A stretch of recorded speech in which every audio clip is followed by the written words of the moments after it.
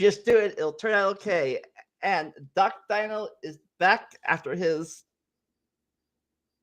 field trip.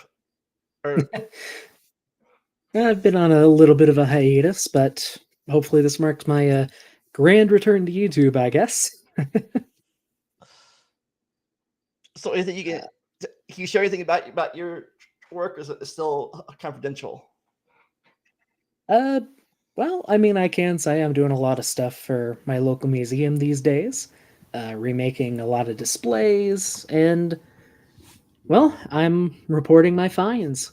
Next week, I'm going to be taking some Bureau of Land Management agents out to look at my fossil sites.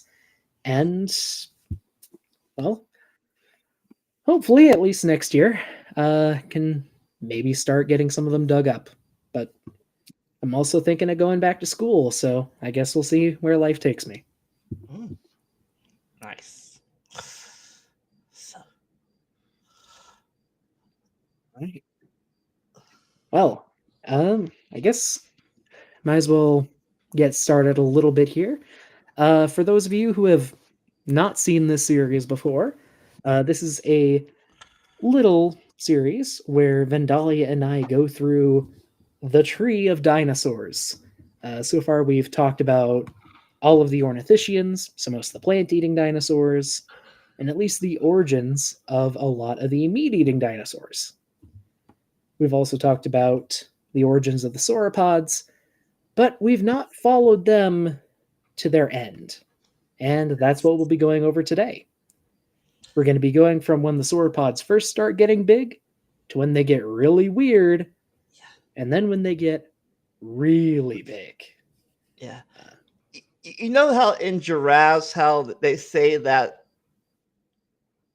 vein, what's that vein called? Are you talking about the recurrent laryngeal nerve? Yeah, the nerve. How it stretches all the way down there. That's nothing compared to what sauropods had to deal with, probably. Oh no, it's absolutely absurd. For anyone who's not familiar, there is a nerve in all tetrapods that goes from the brain, loops around the aorta. I believe it's the aorta, and then it loops back around to the larynx, so your voice box. So every time you talk, that impulse has to travel down to your heart before it can reach your voice box. In giraffes, that line is, I believe, over 10 feet long, maybe closer to 12. For some sauropods, it would be well over 60 feet in length. Just one nerve, just so they can make noises with their throats. It's kind of ridiculous.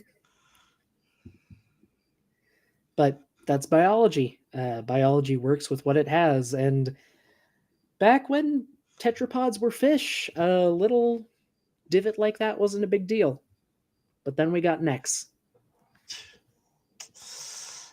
And you can only adjust. You can't snip and fix. Nope, biology can't exactly start from scratch. It can only work with what it has. And that's what it had to start with. But fortunately, we're not going all the way back to fish today. But speaking of starting, where did they start? Where did these guys start at? The sauropods? Well, the earliest sauropod ancestors we have go to about 230 million years ago. So, the beginning of the late Triassic. In the span of about 10 million years, they go from these little long-necked weirdos to these big long-necked weirdos with massive claws. And went from bipedal back to quadrupedal. So the weird thing is they get big before they become quadrupeds, but as time goes on, it seems like they did become quadrupedal. Yeah, and we'll kind of go over that transition a little bit. For those who have seen the series before, you might recall a very old episode where we talked about the origins of the sauropods, and we covered that transition in detail. This time, we'll just give you guys a little refresher course. With that said, we are also going to be joined today by my friend Dominic. Uh, Again, if you've seen the series before, y'all might recognize him. He has been a fossil prep intern at places like Harvard, and he's trying to go to other places. But he's running a couple minutes late, but we won't hold that against him. It happens. He will be here soon.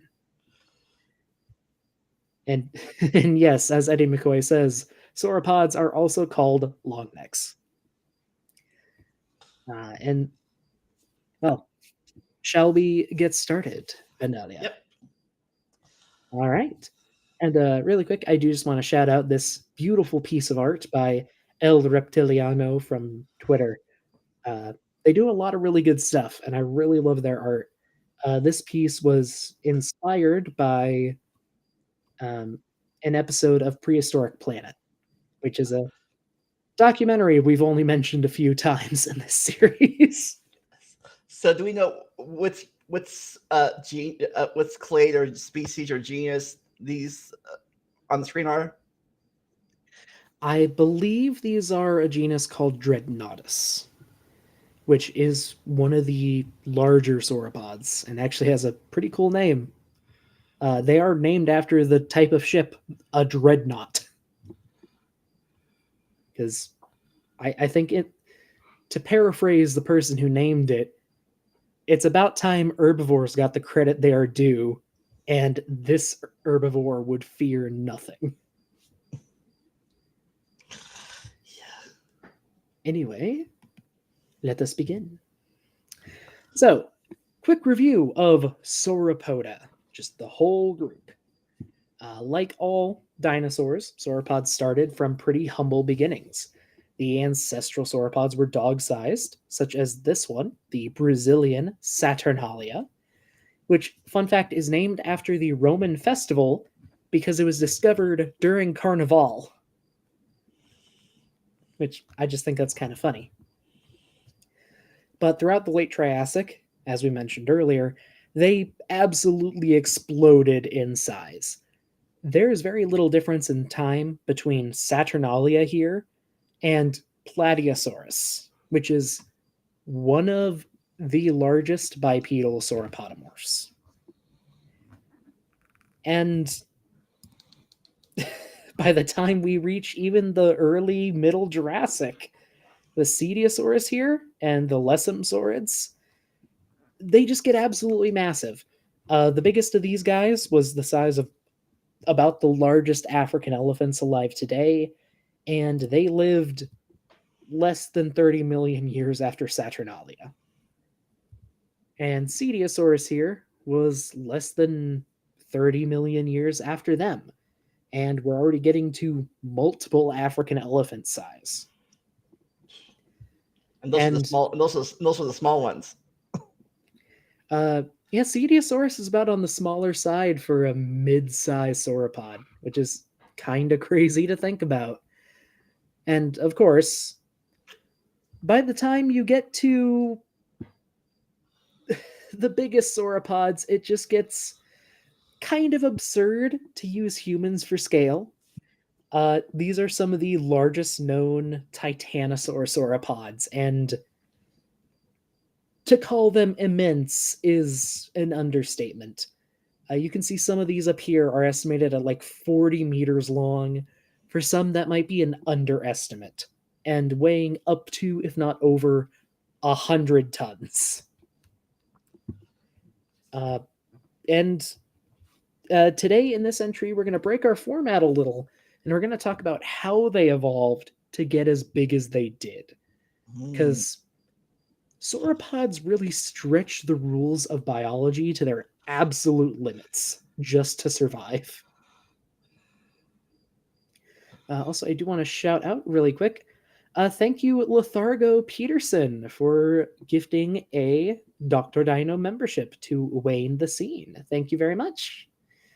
I will say for anyone who is watching on my channel, I do have a super chat goal. If we reach that goal, then I'll do another fossil hunting vlog, which apparently you guys liked last time. And I enjoyed putting them together too. These presentations take quite a bit of time to put together, so if you want to send a tip via a super chat or Venmo, it's highly appreciated. Yep. I also have a goal, not as thing, but I can hire a book coach for my book. Oh, fun.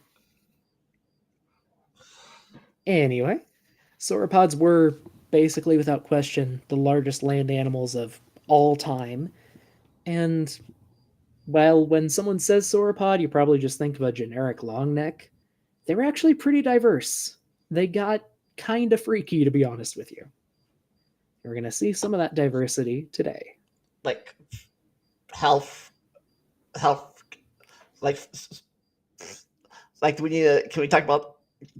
Do we need to censor how freaky they're getting on this channel? No, we'll be fine. Anyway, sauropod variety more than meets the eye. So, like I said, usually in pop culture we just see these as long-necked browsers, but there really was a wide variety of sauropod body plans and ecological niches. There were towering tree cutters, far-reaching lawnmowers, and short-necked little weirdos that we'll get to in a little bit. Wherever they went, sauropods filled basically every herbivorous niche they could. And more often than not, they were the largest herbivores in their environment. Adults would basically be untouchable to all but the most foolhardy predators, basically. Did any of these go carnivore, or were they all herbivore? With some omnivore, obviously. That's a good question. Some of the early sauropodomorphs, like Saturnalia, would have probably been omnivores. But basically, once they start getting big, all of them seem to have been herbivores. Not to say they couldn't snack on meat every once in a while, but it's very unlikely any sauropod, or at least true sauropod, hunted actively. They would have been too big and too slow. But then again, deer will eat meat if they find it, so you never know. But while the adult sauropods were giant, invincible titans, that's not really true for the juveniles. The juveniles would have been really small and basically defenseless.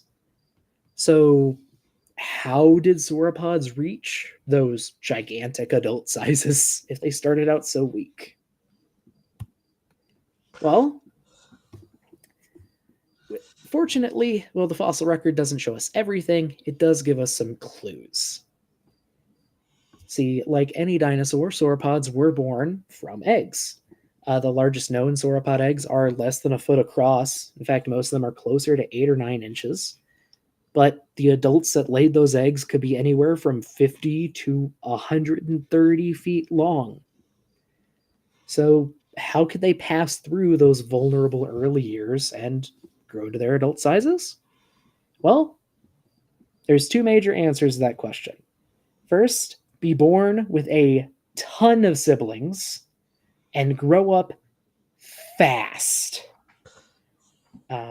There are some preserved sauropod egg sites, like one called Alcamoevo in, I believe it's either Brazil or Argentina. But these sites suggest that sauropods nested in these gigantic colonies. There would have been dozens or hundreds of individual adults laying dozens of eggs each.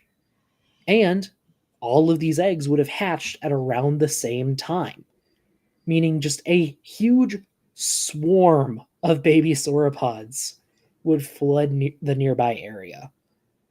And if there's, say, 3,000 or 4,000 of these things being born every year, it's going to be hard for the predators nearby to eat all of them. Yeah. Even if only 1% survive to adulthood, that's still at least 30 or more elephant-sized animals or bigger surviving to adulthood to pass on to the next generation. So how big were these eggs? Like bird eggs, like bird eggs today, or ostrich eggs, or robin eggs? The largest ones are about the size of a soccer ball. Which, I mean, that you hold it in your hands, that feels big, but considering the adult size, that's absolutely tiny. And actually, here we have a little baby sauropod. Uh, I don't want to say figurine. Kind of a nest diorama from the American Museum of Natural History. So And no time travel here. Going back in this is a Polaroid of past sadly, time. no. But it was super cute, and I just kind of had to include it. Yeah. And this is pretty much what they would look like when they were born. If you want another good look at baby sauropods, check out season 2 of Prehistoric Planet. There's a whole sequence about some baby sauropods being born and escaping predators, and most of them get eaten. Did you ever watch Land Before Time?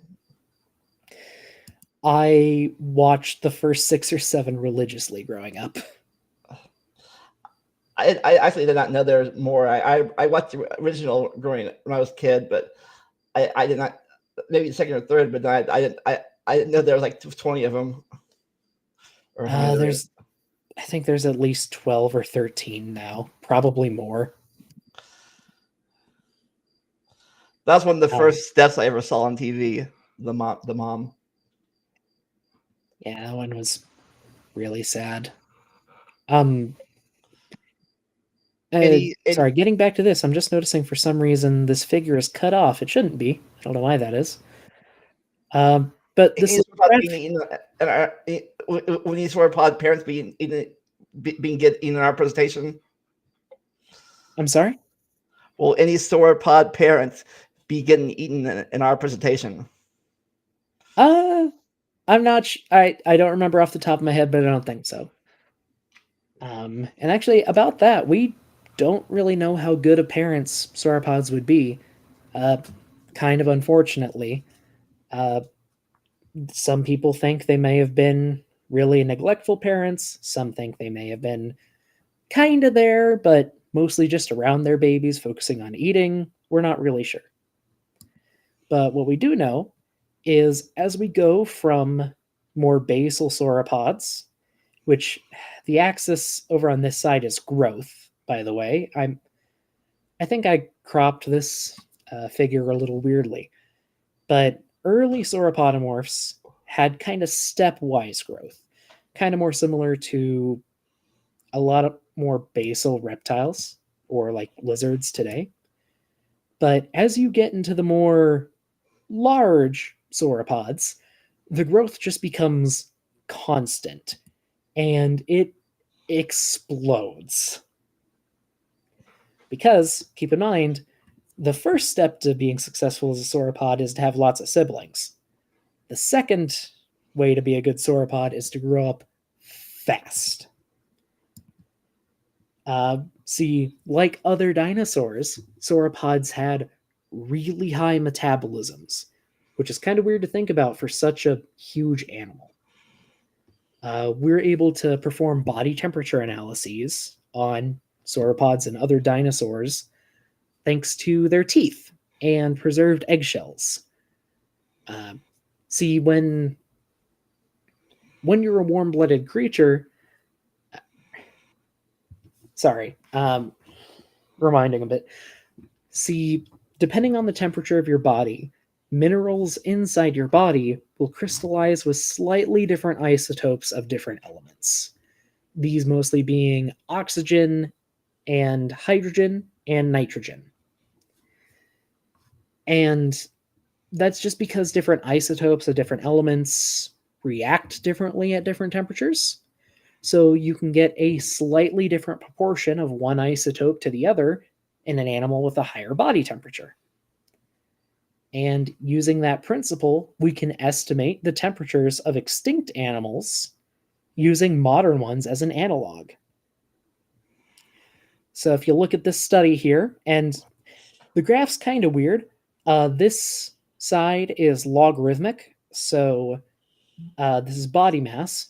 This is a body mass of 10 pounds, 100 pounds, 1,000, 10,000, etc. And then we have body temperature in Celsius.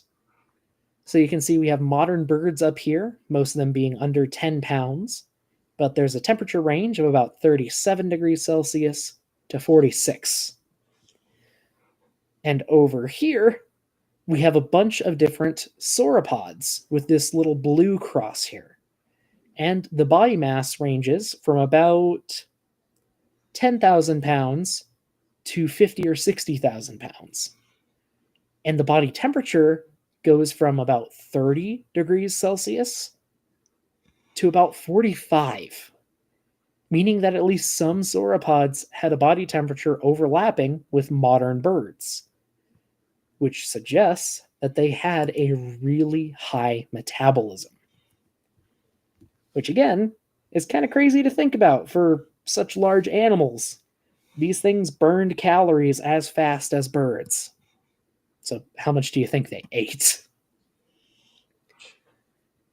But anyway, based on information such as this, as well as studies of the bones, such as studying growth rings, lets us estimate how much weight a sauropod would be putting on every year of its life.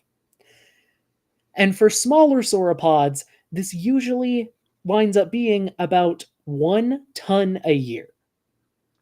That's a small sauropod, meaning a year-old sauropod would be about the size of a huge bull. Now, these guys had like, I'll say bird bones, but hollow bird type bones, like not solid bones. They had very holy bones, except for the legs. The legs were actually very solid to help support their weight. But otherwise, yeah, they were very airy, very pneumatized. Also, it looks like Dom is here, if you would let him in. All right. I joined it at the perfect time. They're awful growth.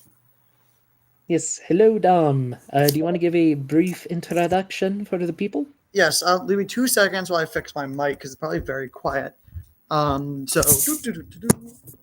sound fine to me. Now I probably sound better. You're all right.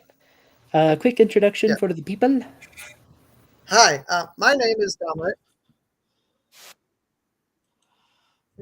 My name is Dominic. Domenic P. Domenic P. Blah blah blah. I am hopefully in the future something of study up in the air currently, but I am now officially going to be going back to college to studying for a biology degree. Oh yeah. Zookeeping, zoology, or paleontology, something of that sort. You might want to tilt your camera down, Dom. Yeah, I forgot my name. There you go. Well, that's great. Yes. Let's see.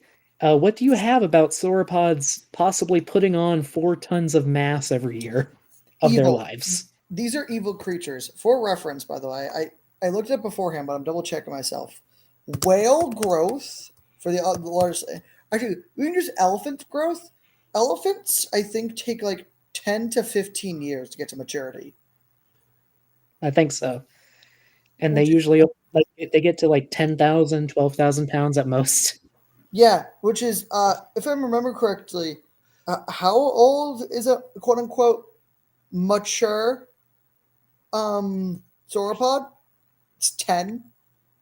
Most of them never stop growing, but I think their growth slows down after about 15 years. 15. So that's of course. Then again, unlike elephants, sauropods don't need to carry their babies to term.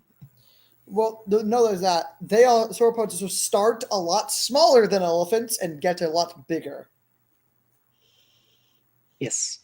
Again, keep in mind these eggs down here are smaller than a football. Yeah. But those babies could put on over 1,000 pounds in 1 year. Some of them over 8,000 pounds in a year, depending on the species. That is 1 year. That's more than 20 pounds a day. Now I'm wondering now, if sauropods were live birthers, how long would they carry? I think elephants like 2 years or something like that. Elephants is 2 years. Blue whale is almost 4 years. They would probably be very similar to how whales do it, which whales, I believe it's 2 to 4 years on average. I know they also birth significantly for the size of them smaller babies than other mammals. But Well, I mean, keep in mind, sauropods would have to really remodel their pelvis in order to be able to do live birth. So, correct. without changing the pelvis, a sauropod baby would still be small, but probably bigger than the eggs are that we know of. They would also probably wouldn't be as big. Part of the reason why sauropods are so big is because they're doing. You mentioned that there are selected.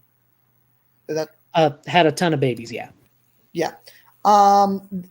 10 since they had so many babies, they could afford to be so big because they just keep producing a lot of babies and not taking care of them. So the parents can just kind of ignore them. Probably. Or at least that's most likely, because an adult sauropod, even if its growth was slowing down, like I mentioned already, they had a metabolism comparable to birds.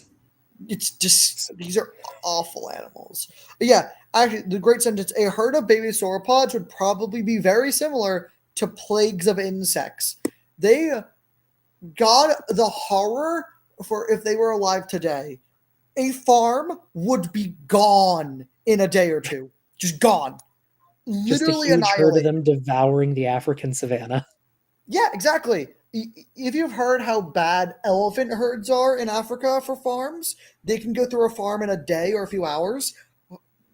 Baby sauropods or young sauropods would be that on steroids. Yeah.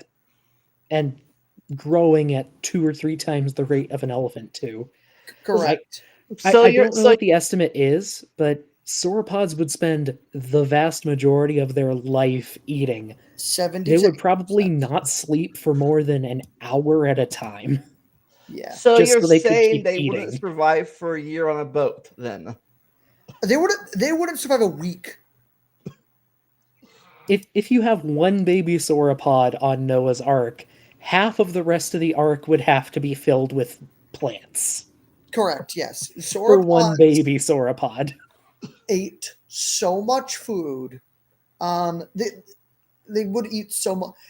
These are the type of animals. If you ever heard that there are some animals, especially for aquatic animals, that you just can't keep in captivity because of certain things. Sauropods, at least, hell, even the small ones would be really hard to keep in captivity because of how much food you would need to feed them.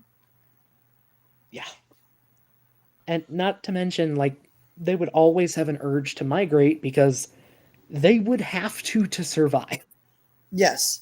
So these would be animals again. They'd be very similar to keeping whales in captivity. Actually, the reason why no whales are in captivity is one, space; two, whales constantly migrate and aren't sedentary; and three, especially baleen whales, the food intake. Just absolutely incredible amounts of food. Yeah. Oh, super quick. I did get a super chat, and then I have to go use the restroom. Thank you for Vamsy Jessica Amanda for $20. No message. If you send a message, we will highlight it. But thank you very much. Dom, would you be okay taking the next slide while I use the restroom quick? Yes. And let's see what the next slide is, so I can take it. Oh yeah, Sauropod this. life. Sauropod life is very simple.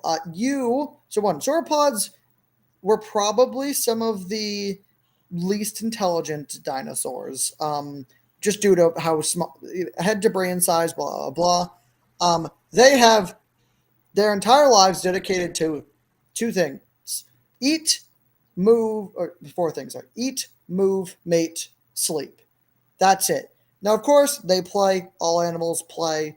Then do some blah blah. But sauropods wouldn't have the brain power to do much else, and wouldn't have, and their metabolism would require them not to do not much else. They need to be constantly eating, constantly on the move because they're eating all of the food, and because they are selected, they have a bunch of babies constantly looking to produce their genes because not many of their young would survive. That's how our selected animals work. We also have plenty of trackways showing that, one, they do probably live in age segregated groups. So we have, I think there's trackways of baby diplodocids together. There's trackways of, I think it's the titanosaurs, all adults moving together, which makes sense. These animals, the babies, probably all stages of life, they're eating different plants at different height ranges. Also, an adult sauropod would probably accidentally kill a lot of the younger ones because they couldn't see it and don't have the brain power to look over where they're moving. Or even accidentally, if you've ever heard of the death traps in China, where sauropod footprints in mud would step down and go like 9 feet. And we found many graveyards of smaller dinosaurs in these pits. And baby sauropods just fall in them. So these are constantly traveling, constantly eating, probably like once or twice a year mating. And hell, this is speculation, maybe for later on, but sauropod hatchings were probably like salmon runs for some dinosaurs, where it's these constant, like little fatty balls of meat, a bunch of them just hatching and moving, hundreds to thousands of them at the same time. Because we Probably also have thousands at minimum. I want sauropods to say all there are at nested. least 100 nests at Alcamuevo, and How that's many only one nests? site. I think there's hundreds of nests at the Isosaurus nest in India too. Yeah. So these dinosaurs, sauropods are probably keystone species. Like most of them were probably keystone species. Just a pillar of the ecosystem. Well, they probably also spread plants because of how many they ate. Like in the Cretaceous, these things are probably also eating fruit. They are probably some of the sole reasons why some plants spread. Because they're probably repeating the same path back and forth. They're probably literally eating the plants that they planted from years past constantly. I mean, I wouldn't be surprised. Sauropod dung would probably be pretty good fertilizer. Yeah, and there's a lot of them. So were these guys on both Gondwana and Eurasia? They were yes. everywhere. Everywhere We'll except talk about it, or we'll talk about it a bit more later. There's a weird hiatus of sauropods from North America during the Cretaceous, but otherwise, they are all across the globe through the entire Mesozoic. yes, they are the longest running. I'm ignoring just base Theropoda and Ornithischia. They're probably the longest running group of dinosaurs. I mean, it's kind of hard because sauropods are split up into different clades. Yeah, that's true. But I know that some of the oldest dinosaurs known that are assignable to a group are sauropodomorphs, like Eoraptor's a sauropodomorph. Exactly. So sauropods were probably some of the first dinosaurs that evolved to be herbivores. And as far as we know, there are no living sauropods today. Definitely not. We would know if there were. We would find a destroyed forest. Just a flattened forest floor with baby shoots left in their wake. Again, on they're the also yeah. The other thing with sauropods, I don't know if we might get to this later, but sauropods are like some of the dinosaurs that it's hardest for the human brain to even comprehend because they're just so different from anything that lives today. Like hadrosaurs and ceratopsians, your brain can kind of imagine them as like a horse or a cow analog. There's no analog for what a sauropod is. You say giraffe, but giraffes act more like other ornithischians because they raise their young, which most ornithischians probably did. The closest thing would be a sea turtle, and sea turtles act very differently. I'm going to take down the screen share for half a second. just because I have to change something. You guys can keep talking. I just got to edit Yeah, something into. before you got on, we were talking about giraffes and their neck and sauropod necks nerves. How they make giraffes to shame. Sauropods are, in my opinion, the only correct way to make a long neck. Every other way an animal does it is wrong and awful. I don't know if Doc mentioned that, but mammals do awful things, and they don't add more vertebrae. They just make their vertebrae disgustingly long because, as a mammal, unless you're a sloth or a manatee, you have 7 vertebrae. Manatees have 6. Sloths have 9. Yeah. And a plesiosaurs or something worse, which is called just make more vertebrae until you have 72 in Alberta necties. Well, the thing is, like some plesiosaurs do both. Which is still awful. Sauropods are the only ones that are fine because they slightly elongate it and make slightly more. So they have like 10. What? I think most of your random sauropods like 13 or 14. No, it's more than that. At least in like Mamenchisaurids, I think it gets up to 20 or so, but I could be wrong. Fine. 20 is fine. 72 is too much, and 7 is too little. But at any rate, the sauropod life was definitely an interesting one. They probably did the same thing every day for their entire lives. Well, plus playing, of course. There's At also the least as chance. babies. Yeah. Also, a chance that some of the smaller sauropods are probably smarter and had more like complex social structure. But we also don't know that because there are some very dumb animals like fish that have very complex social structures. So Yeah. I mean, instincts can do a lot for you. exactly. And sauropods probably have really good instincts. Actually, if you don't have this in here, there's one thing with instincts, which is nerves. Do you have the nerve thing in here or no? I do not. I'm But going to we can probably talk about that when we get to Diplodocus? the longer sauropods. Yeah. We need to talk. The nerve thing is awful. We'll get to that. We'll get to it. For now, let's get a little lightheaded. Because kind of a weird thing with sauropods, when you try and model their mass, a lot of estimates come out as much lighter than it would be if you were estimating the mass for a mammal. And that's because, well, if you recall, sauropods had a bird-like metabolism, and with that metabolism came a bird-like respiratory system. They had air sacs that filled vacant areas in the body and went into almost all of their bones, except for the limb bones, which kind of had to be solid in order to keep their weight. Yeah.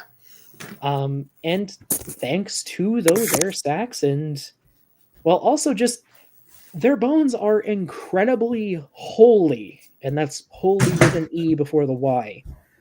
Right here, you can see an Apatosaurus neck vertebra, and I believe this is a swan neck vertebra. Yes. Both of these went through its CT scan. The sauropod neck vertebra is almost, if not more holy than the swan, a literal bird. These things are made of air and nothing else. Or at least their vertebrae are. Just Yes. they're air. Well, swans are mere theropods, not. But they're flying theropods. They're And some of flying. the larger flying theropods too. They're flying, which is the main issue. Yeah. So besides their limb bones, which are incredibly thick, from what I understand, mind you, they're also thick because they're big. Sauropods are built like paper mache. Yeah. Basically, anything above the hips and shoulders is just, it is paper mache. And to illustrate that, I'm going to show a dinosaur and a mammal. One of the largest mammals known. The weight estimates for both of these animals is the same, 15 to 20 tons. Yeah. That's how much less dense a 20-ton sauropod is compared to a 20-ton mammal. I think we talked about this earlier, but I talked about this with Doc earlier by themselves. Dinosaurs are not very dense. Even the most dense ones are ankylosaurs. Ankylosaurs are pretty dense, but Either Ankylosaurus or Lurdusaurus, which is an outlier. Lurdusaurus is an outlier. Some large theropods also get pretty dense, weirdly enough. Yes, but like for example, mammals are also really dense for no reason. It's just we go on a mammal thing because we study mammals the most common. But like a good example is Doc and I came up with an example earlier as well with a polar bear and Utah raptor, which weigh the exact same about. And one of them is 7 to 8 feet tall and 20 feet long. One of them is 4 feet tall and about like 8 feet long.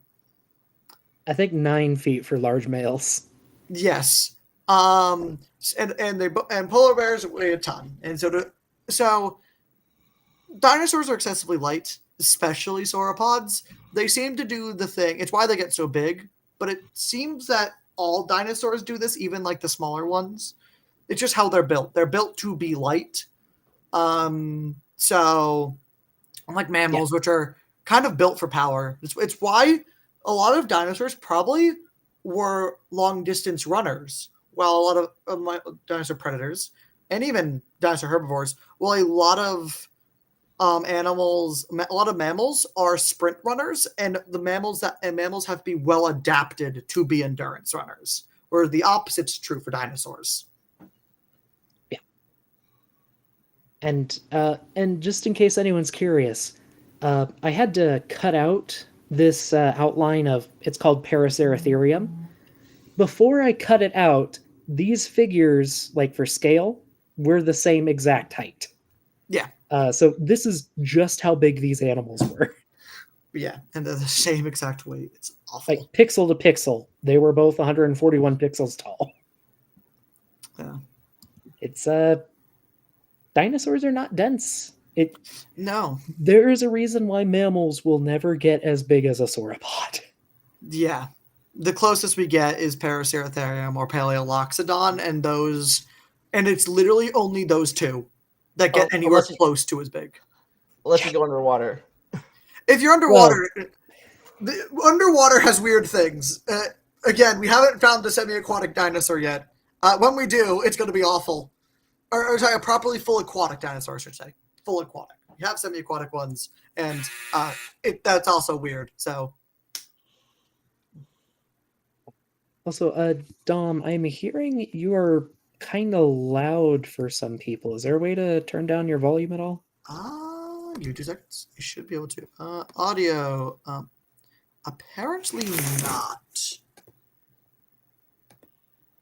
Show advanced options. Dolly, is there a way for you to turn him down on your end? Let me see. Okay. Just checking. Okay. I might also just be loud because me, but. Any better? Hello. Sounds quieter to me. Okay. I'll also speak slightly quieter. I tend to be loud. Sorry, someone told me. Anyway, yeah, dinosaurs get big, even though they weigh too much, which is kind of crazy to think about. And actually, speaking of whales, were sauropods whales or landlubbers? If you grew up in the 70s or 80s, then you probably remember a lot of sauropod depictions showing them being underwater, or at least very near to the water. And to be fair, when we first discovered them, I mean, they are whale-sized reptiles. Like, you figure the biggest thing, they're as big as the biggest living things today. They probably lived like the biggest living things today. But since the 1800s, we found a lot of land-based trackways from sauropods, showing they were just fine on land. And also, modern math and computer modeling pretty well confirms that even the biggest known sauropods, they would have been just fine on land. And heck, this is a very classic painting by Charles Knight of Brachiosaurus. If a Brachiosaurus were to stand like this underwater, one, it would float because, as we've been over, dinosaurs are made of air. Yeah. But two, just the pressure on its lungs would have been so great, it wouldn't have been able to breathe. Yeah. Just, I don't know, kind of a historic thing, I guess, I kind of wanted to touch on because even when I was growing up, I had kids' books that had sauropods living in swamps I had kids' or books living that said in new information. Sauropods no longer lived in the water, so it's a good thing to mention. Yeah. Those are the history of them. So. And actually, speaking of swimming sauropods, in 2007, we discovered some traces of swimming sauropods. These were found in Glen Rose, Texas. There is a set of 3 individual trackways. Don't know if they were made at the same time, but could have been a herd traveling together. And it's a trackway that only preserves 4 feet. There are no hind feet in the trackway, which is kind of impossible to do if you're walking on land. Correct. Were these trackways discovered by real people and not real people? A certain museum owner? These are not Carl Baugh's discoveries. No, these are real tracks. They were described by Robert Bacher and colleagues in 2007. It's definitely real if it's Bacher. And yeah, Bacher is about as real of a paleontologist as you can get. He is, by definition, the word paleontologist. Pretty much, yeah. If you looked up paleontologist in a dictionary, you'd see a picture of him. Field hat and all. Field hat, large beard, necklace with some sort of fossil on it. Wears a vest. Probably holding an Allosaurus hand, because I think that's the most famous picture of him. Yeah. And the trackway revealed something kind of interesting. It seems that whatever sauropod made this trackway, it was probably paddling with its 4 feet, and in this case, its 4 feet were hitting the bottom of the water, and their hindquarters would have been floating in the water behind them. Yep. So kind of like a doggy paddle.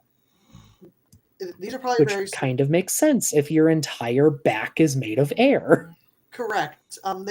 Also, sauropods are probably very good swimmers, like how elephants are really good swimmers, just because of how much water they'd be displacing with each kick. And even them touching the bottom in some cases. Yeah. Not to say there couldn't have been any diving sauropods. There probably was some weirdo out there. And actually later in this presentation, we'll be seeing some candidates for such a thing, but we haven't found them yet. Anyway, moving on. Now let's talk about how they walked, because we just said they walked on land. And keep in mind, when we started this presentation, we were talking about bipedal animals. And in fact, this is the hand of a Plateosaurus, which, I mean, you can kind of compare it to your own hand. This finger over here is the thumb, and you see the pinky and ring finger are really small. It's actually a fairly normal dinosaur hand, at least an early one. In fact, lop off these 2 fingers, and you could probably mistake it for a meat-eating theropod. So how did it become a quadruped? Their hands became a crime against nature. Sauropods do awful things. It turns out that somewhere between around 3 and 12 tons, they started to really struggle with being bipeds. And apparently broke their fingers or something in order to walk on all 4s. And that is exaggerating a bit. The first quadrupedal sauropods, we don't know what they were like exactly. The transition isn't covered very well by the fossil record. But they might have been knuckle walkers, is an idea. I think we have some evidence for it. It's not Ankylosaurus, it's one of the prosauropods. Might be Glacialosaurus. I'm not sure. One of the early, one of the later sauropodomorphs, it's like 10 tons, has evidence of weird development in their hands. I don't remember which though. Maybe like Melanorosaurus Yeah, or not Lemusaurus, Lesimsaurus maybe. Yes, that might be it. They have like weird hand things, but they still look pretty normal. I think they look similar to like anteater hands, which is a knuckle walker. So yeah, which is normal. And then they do awful, awful things and turn their hands into bean flesh fillers. Yeah. There is some point in sauropod evolution where they stop putting weight on their fingers and just go straight to the knuckles. And then they lose the fingers. For some reason. A lot of sauropods retain the thumb claw that their ancestors had, but in some later groups, even that is lost. And you just have a pillar of bone. That's not... Because the bones almost fuse, too. It's also not shaped like an elephant foot, where it's this trunk. It's shaped like a bean, which is genuinely awful. So instead of you think it's like this, or they're walking like this, no, it's like this. It's literally this shape, how they're walking. You can see in the image. But it's their metacarpals, not their But it's their fingers. metacarpals, not their fingers. It's like if you removed my fingers, but it's still in this position of walking. So not like how the Pterodactyls or Aerodactyls feet fuse together. Artiodactyls, you mean? Perissodactyls and artiodactyls? Yeah. No, Yeah. not like that at all. No, no. They walk That's normal. That's normal. Sauropods do awful things. Their back feet also do weird things because they're also not just a normal flesh pillar. Yeah, I don't have a picture, but they skew sideways. Yeah, their back feet they kind of walk on like the side of their feet, but then develop flesh so they can do that for some reason. Their feet are just awful. And if you ever look at a sauropod in a movie, they never get the feet right. Which is fine. Or what they do in like the most recent movie, Jurassic World Rebirth, they hide the feet, which is the correct decision. It's just, they're terrible creatures. If you want to see an accurate depiction of this feat in any sort of media, go watch the Dreadnoughtus scene from Prehistoric Planet. They have the best way to... Technically, all the sauropod feet in that are fine. The Dreadnoughtus are the best shown. One, because it's a flat plane, and two, because they rear up. So you can see their awful, awful feet. Yeah. No, sauropods... Yeah.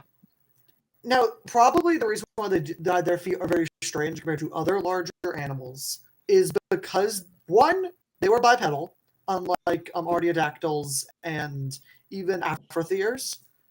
Ancestrally. They're ancestrally bipedal. And two, they were probably bipedal for a lot longer than other things were.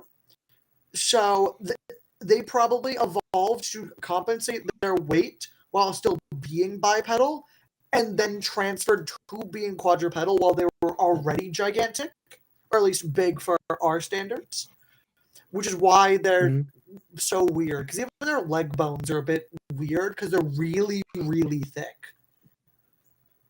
Yeah. Yeah. But I mean, they're just really weird animals. Yeah, it's strange. Oh yeah, there's this too. Oh, good. Did you want to say something else? No, we're good. We're good. Okay. I did want to bring this up too. If anyone here has kind of kept up with dinosaur reconstructions in the last 20 years, you've probably noticed a kind of change with a lot of sauropods. Back in the early 2000s, when Dom and I were growing up, this is what a lot of sauropods looked like. They were very horizontal with sloping backs, and their necks were kind of just straight out ahead of them. Yep. We don't think they look like this anymore, for a few reasons. In here, I talk about how there was like a mass reanalysis of sauropod pelvises, and it showed that most of them have this really weird fusion of the vertebrae where they curl upward. And that means that their back had to be tilted upwards, Yeah. like a slope for most derived sauropods. Especially There have also been Tyrannosaurus. studies that showed nothing holds its neck straight out like that. And It is every vertebrate has its neck upwards at an angle or straight up. usually Nothing like this. it's above its heart. I don't quote me on this, but I mentioned Doc. There is something on there that a vertebrate, at least on land, cannot naturally hold its head above its heart due to something with how your blood and oxygen work. Below. Oh, below your heart. Sorry, you can't naturally hold it due to something with that. Now, mind you, you can always. It's why when you go upside down, you cannot be upside down as a human for very long, or else all of the blood rushes to your head, literally. And even like animals like giraffes have special veins in their neck so they don't pop a blood vessel when they bend down to drink. Correct. Yes. Like long-necked animals have to specifically adapt to be able to hold their head down for short periods of time, let alone long periods. And I guarantee sauropods, definitely the bigger ones like the brachiosaurids, probably had something similar, if not more insane than what giraffes do. If they didn't just like lay down to drink, which part of me can kind of believe. I could imagine they started kneeling. They did there's a lot of art of them kneeling on their front legs to literally just bend. Tilt their body down. Exactly. Yeah. But yeah, just for a comparison, I get to illustrate kind of what I was talking about with the new posture. Here is the classic Diplodocus from Walking with Dinosaurs. And here is a much more updated reconstruction of Apatosaurus from a game called Beasts of Bermuda, which I really love, actually. Their rendition of Apatosaurus may be my favorite in all of media, actually. Also, the other thing with the difference is I don't know if it's mentioned this, but we used to depict sauropods with very thin necks. Again, this is the shrink wrapping thing. Yes. But sauropods had very thin necks. We now think that sauropods had very thick, muscly, fatty necks. Yeah. And keep in mind, there would have still been lots of air pockets in there just because of how they work, but the neck would have been thicker than we historically depict them. Correct, which makes sense. Yeah. Especially if... But anyway, enough preamble about sauropods as a whole. Yay. Let's meet the Robinsons, or Robinsauruses, rather. Let's actually get to meet some of these weird sauropods. And since we already kind of covered the base of the sauropod family tree, we're going to be skipping to the derived ones. Animals that are usually considered what's called eusauropods. Yep. These are animals that have kind of the more upright, sloping posture we mentioned earlier. They have really long necks. They have long tails. Your classic sauropods, basically. Yep. Not the early things, though there are still plenty of weirdos to be found here. And yes, we're having a dino crisis in here, or at least we will be very soon. Mm-hmm. And this is roughly the order we're going to go in. I know there's a lot of big, complicated words in here. You don't have to memorize them. We'll walk you through them. Very much. With that said, we're going to start with stuff that's a little more familiar. Kind of. The generic one. Kind of. What you're looking at right now is arguably the first named sauropod, or at least the first one that's not just named off of teeth. This is Cetiosaurus, whose name translates to whale lizard, because when it was first discovered, the anatomist Sir Richard Owen recognized that it was a reptile, but he didn't recognize that it was a dinosaur. Though, ironically, a couple years later, he would go on to name the group Dinosauria.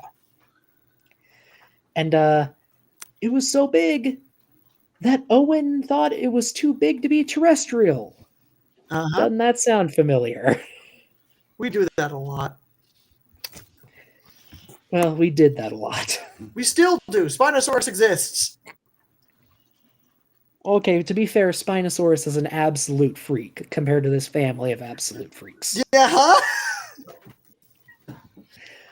Now, Owen's initial description was mostly based on some vertebrae and fragments of limbs, but decades later, like in the 1870s, 1880s, we found more of Cetiosaurus. And we found enough that we were able to compare it to other large reptiles that were being discovered in North America, like Diplodocus and Brontosaurus. We finally figured out, oh, this is a British sauropod. And thanks to some other discoveries in the early 1900s, we have a decent idea of what Cetiosaurus and its relatives would have looked like, and it would have kind of looked something like this. A shorter neck than a lot of other sauropods, but still really big, about 50 or 60 feet long, and weighing 10 to 15 tons. And I'll just repeat that, 50 to 60 feet long, weighing 10 to 15 tons. That is absurd. Made of air. But no, Cetiosaurus is again, as you said, it's one of the earliest sauropods. It's very interesting because it shows that right after the Jurassic starts, sauropods get big really fast in evolutionary time. This thing is estimated at about 166 to 170 million years old. Which is very old. Only 30 million years after the end of the Triassic. Is a mass extinction event. Is it the same time we get the remnants of Dilophosaurus and Cryolophosaurus still? I think those are closer to 180 to 190. But this is about the same time as Megalosaurus. Oh yeah, but again, my point with that is about 10 million years earlier, these things were bipedal and maybe 2 or 3 tons. The end of the Triassic, we see some that are closer to 8 or 9 tons. But yeah, these but still a lot smaller. Big, fast, and thankfully we know a lot about this group. At least it's developmental. But yes, we also have someone who wants to ask questions. We get to Q&A portion. Fun. Yes. If we will probably save Q&A to the end of the stream, but if you want, Alma, if you send in a super chat, we'll answer it right away. You can. I don't recall if you're monetized, Vandalia, but they can send it on my channel if they wish. Anyway, Cetiosaurus, the first sauropod. Pretty much, because the only other sauropod that could have that title is named off of teeth, and teeth taxa don't count. Especially in dinosaurs, and especially in sauropods, where they literally all have the same teeth. All of them have the exact same teeth. No. They're either pencils or spoons. Oh, you're right. Yeah. You're right. There's one of 2 options. Hey, look! One of the options. Yeah. And then, actually, Dom, if you want to count the cervical vertebrae while I talk about it, sure. Let's go. We'll see how much this abomination has. Momenchisaurids, aka no such thing as too long. If you saw our previous stream on early sauropodomorphs, this may look a little familiar. Momenchisaurids had the longest neck of any known animal. However, I should preface that by saying we may eventually find a titanosaur with a longer neck. It's just we don't have any with a complete set of neck vertebrae to compare it to. And we have no idea why they got so ridiculously long. This neck is, I think, a good 40 feet long or more. It is absurd. Vertebrae. By the way, it's not even 20, it's 18. So 18, do you think 18 vertebrae? In your own hypothesis or whatever, you think it was that this big long neck because of natural or sexual selection? That's an excellent question, actually. Sauropods, so developing a long neck in nature, if you're on land, is very weird because you do it for 2 reasons. You either do it for hunting small things that can burrow. So technically, this is what snakes do. But snakes don't have long necks. Fun fact: snakes don't have long necks at all. They have very short necks. But like a lot of birds still have They long turn necks. into a neck. They turn into a neck, yes. But a lot of birds do this for either fishing or for like swans do it, for example. Swans do have long necks, for example. But when you have a neck that's 50 feet long, 60 feet long, there has to be another reason besides food, because you do not need a neck that long. Sexual display is an option, but I would hardly guess it must have been something else, right? Or both sexes were looking for long necks. I mean, the thing is, a trait can be selected for in one sex and be carried over to the other. Correct. Just because your genetics have to be somewhat similar for you to mate. But even still, this is an abomination. Also, by the way, the small estimate for this creature's length is 98 feet. That's the small estimate. And that's total length. And I think over half of that is neck. Yeah. Over half there's one neck. The series of dorsal vertebrae are 12 feet long each. That's not me. Well, that's all right. A series of dorsal vertebrae is 12 feet long. Yeah, which it's actually not that long for a sauropod. That's kind of average. It's just the neck that's so absurdly long. Correct. Its neck is 15 meters long. The animal is 30 meters long. It's half. It's awful. And I mean, part of why I'm open to this just being runaway sexual selection is Mamenchisaurids die out, and no other sauropod gets it that long. No, they don't. Maybe it was just a thing for them. Well, the other thing is, Mamenchisaurids are only in Asia. It might have been something specifically in Asia that they were very specialized in, too. Like a certain type of 100-foot tall tree for no reason. But then what did the babies feed on? Or did they just feed on smaller versions of those trees? I don't know. That's true. You're right. It's just maybe the adults. Mind you, there were other weird things in Asia, like the weird thing that grows a beak and loses all of its teeth when it grows up. Yeah. But that's for a different day. It could be something like that. All Mamenchisaurs actually, we already covered that since it's a ceratosaur. You're right. I hate it. But yeah, Mamenchisaurs are just weird. Runaway sexual selection could be other interesting. Then again, a lot of Asian sauropods do weird things. When we get to Shinosaurus and its family. That was the last sauropod stream. We talked about Shinosaurus. We actually ended with Mamenchisaurids because I found a particularly pretty piece of art. This is still kind of the review phase. I didn't know that. Okay, then I wasn't here for the last sauropod stream, but yes. It was almost a year ago at this point, I think. Oh, really? I think it was over a year ago. Yeah. I think it was June or July of last year. It could be something weird. Runaway sexual selection isn't a bad idea, though. But yeah, Mamenchisaurids they're only Jurassic Asia. Only Jurassic Asia. Yes. It's very interesting. Just kind of weird. They weren't around for long, but they definitely made their mark. Yeah, they're the reason why we have access to Lemusaurus and Guanlong. Yeah. Also, I'm just kind of noticing the way the overlay is, the artist credits are blocked out. If anyone in the chat likes any of the art they see, the presentation will be linked in the description. And if you want to look up any of these artists, please feel free. Yes, art's good. Yes, there's a lot of good art. Now then, let's get into a more normal sauropod. I thought you were going to say reasonable, which is the wrong word. No, familiar, and arguably one of the ambassadors of dinosaurs, at least American dinosaurs to the rest of the world.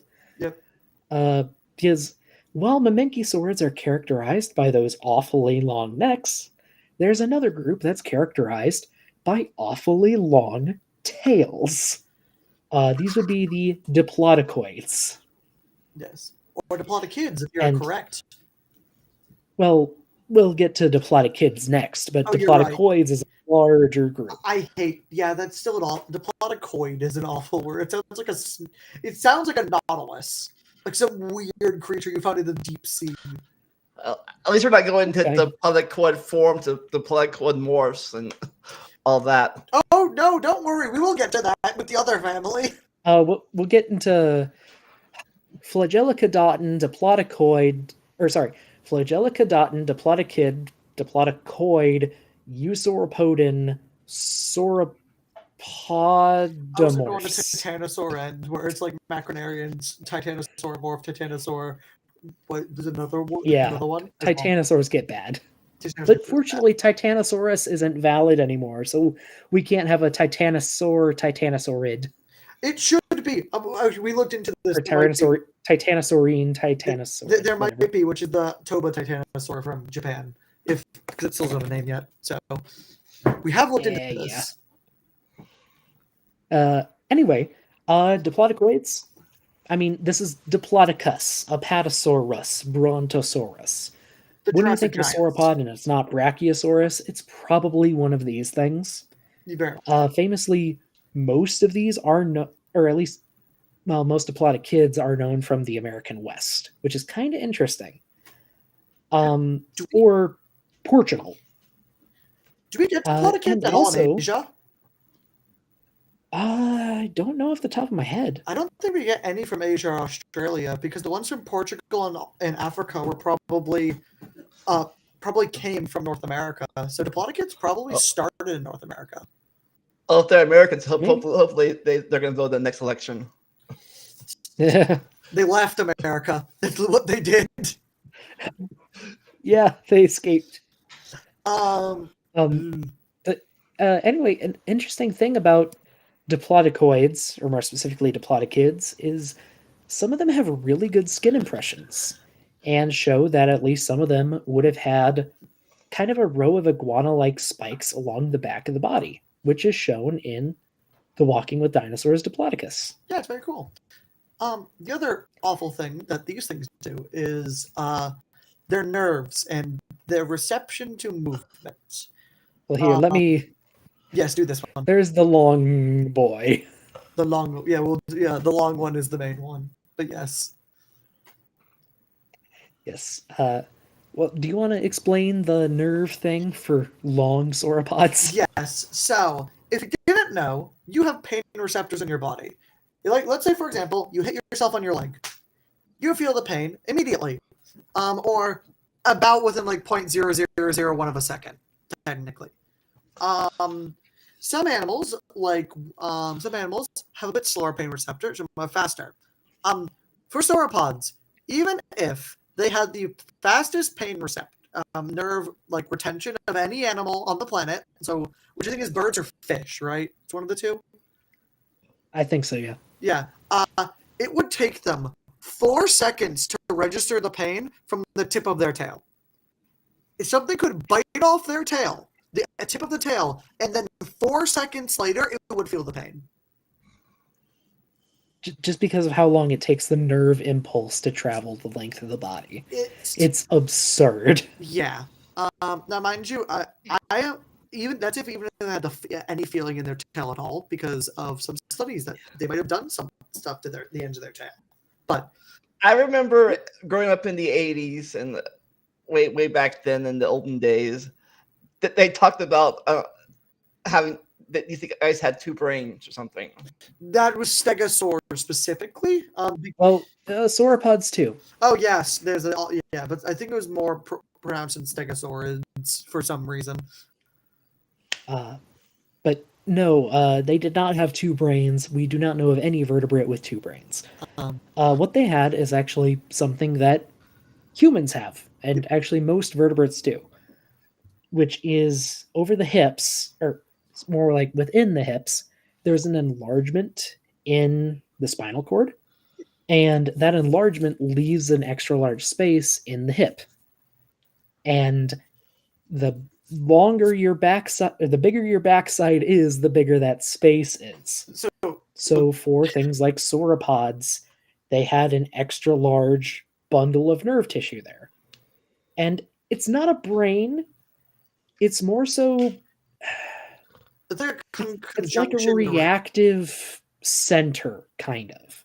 Like it reacts to stimuli sooner than if the signal went all the way to the brain, but it doesn't fully control it. It's kind of like a relay system. Yes. a relay It system. helps them walk correctly and move their muscles in the rear half of their body correctly. Correct, because it would still take a while. Like, it would take them like 2 or 3 seconds for their brain to tell them to whip the tail. But probably around a second or two for if they wanted to move the tail properly. That nerve center allows them to do it instantly. Well, or at least like they think about moving, and by the time they start moving their front legs, the signal has reached their back legs that they're going to start moving. Correct. Yes, it allows them to move properly. It's also what allows you. Again, you have the same things in all the things. It's why when you move certain parts of your body, other parts move. Yeah, or like Dom said, if you bang your knee on something, you actually react sooner than you register the pain. Correct. Because it hits that reactive bundle in your hip and then goes back out to your leg to move it out of the way. Correct. Like cuts, for example. You sometimes might get cut on your leg, and then a second or two later, you're like, "Oh, ow!" Well, I'm saying like your leg will pull away, Oh, but it's especially good with burns. Oh yeah, burns. It's actually a very good with burns. Because your arms have a similar reactive center in your spine. Yeah. Like if you touch something hot and you get burned, your hand will pull away before you register it. You'll immediately pull away, and then it will start to hurt. Yeah. Yeah. It's a safety thing. Yeah. Anyway, while diplodocids were not the largest animals in the world by mass, in fact, they were actually really light even for sauropods. Yeah. Many of them, mostly tail, or at least some of them, may have been the longest animals ever to live. There are 2, I believe, currently valid species of Diplodocus. One of them, named Diplodocus halorum, is estimated at 30 to 40 meters long, and that's based on some fairly good fossils. That's like 140 feet long, by the way. That is far longer than the blue whale. That's actually about this. That's the same length as my street, or about this half the length of my street, which is disgustingly long. It's massive. But keep in mind, almost half of that is like this whip-like tail. Yes. And we don't know why they had such a long tail. Like with mamenchisaurs, maybe diplodocid females had a thing for long tails. They wouldn't be the first reptiles to do that. Yes. There's also some evidence that, so doctors are saying whip-like. There was a study that shows that these dinosaurs couldn't make the whip crack with their tail. They'd break all the vertebrae in their spine. Yes. There is evidence that some of them probably had, like, either just like really hardened the end of their tails. I believe some of their vertebrae, what's the word? It's not ossified. Ossified? Ossified, thank you. The end of the vertebrae is really ossified, or just like that, where even if they couldn't crack it like a whip, getting hit by this thing would hurt. Anything, it would cut you because of how thin and how fast it moves. I mean, it's like a telephone and a half, or like a telephone pole and a half foot long, even with the shorter one. Correct. Like, that's going to hurt if it hits you. And it might even cut you with, like, because if you get hit by something going pretty fast and it's pretty thin, which the end of the tails probably were a bit thin, that will cut and it will sting like hell. Yeah. So even if they couldn't whip, probably be good for defense. Especially because it's so long. And the other defense, which is better. Yeah. But with that said, as I mentioned before, diplodocids were weirdly light for their size, even for sauropods. Some of the largest ones top out at around 20 tons, which for a sauropod is not that big. That's really light. Like, that is the average weight for a titanosaur, less than 2/3 the length of a diplodocus. And some strange, robust diplodocids, such as Apatosaurus and Brontosaurus, had weirdly reinforced neck vertebrae too for sauropods, which has led to a hypothesis called the Bronto Smash hypothesis. It's the best name for anything ever. Suggesting they may have used their necks for defense as much as legs or tails. We even have some which kind of crazy evidence, I believe it's in Brontosaurus specifically, of the ends of their vertebrae are really bulbous. They could have supported either like large osteoderms or hell even spikes on the bottoms of their neck. I think it's been suggested, but I don't know if we have anything solid to back that up. Solid, yes, but they could have, is what I'm saying, and it wouldn't be out of the realm of hypothesis. Also, someone is bringing up, Dom, your audio is kind of choppy and staticky. Is it on? Can you hear that as well? I hear it too, yeah. Okay, that's weird. Give me 2 seconds. That's why. Weirdly enough. All right. Back into these messages. No, if we had messages. Yeah. I brought up Beasts of Bermuda before. I'm pretty sure that this painting by Mark Whitten inspired one of the skins for Apatosaurus in that game, which I think is kind of cool. Have you live streamed that game? I mean, maybe someday. My computer is not that powerful, but it might be kind of fun. It's not super realistic, and the game definitely takes some creative liberties with some creatures. I mean, for example, any dinosaur can be bioluminescent, which probably they couldn't do. But it's a fun game. And one thing I actually really love is they had two models, or they have two models for Apatosaurus. And one of them is Apatosaurus, and it's bigger and heavier and slower. And the other is Brontosaurus, and it's smaller, and it can smack things with its neck. Just kind of fun. Is that better at all? Dom. Yeah, you're a little echoey, but the scratchiness is gone. Yeah, that's good. That's good. Yeah. Okay. Perfect. Away from the familiar diplodocids. Awful thing! Surprise Rabakisaur jump scare. So, I'm going to steal... In this group of exceptionally long, whip-tailed sauropods, there were some weirdos who were not that at all, but still belonged to that group. Awful things. Dom, you wanted the weirdos. Do you want to talk about this lawnmower? I'm going to talk about the lawnmower, and then eventually the living barbed wire that is the next one. So... Diplodocids, for some reason, do really fucking weird things. At least their relatives do. So either you get the normal ones, like Apatosaurus, Apatosaurus, Diplodocus, Brontosaurus, blah, blah, blah. And then for some reason, they decide to get really short necks, and this one became a lawnmower. We don't know why. Fun fact about Nigersaurus, too, because this is Nigersaurus. Its head, its base position for its head is 90 degrees straight down. I think we thought that originally, but now it's thought to have a more normal neck posture. No, it's the opposite. Oh, it got worse? Yeah, no. We used to thought it was more normal.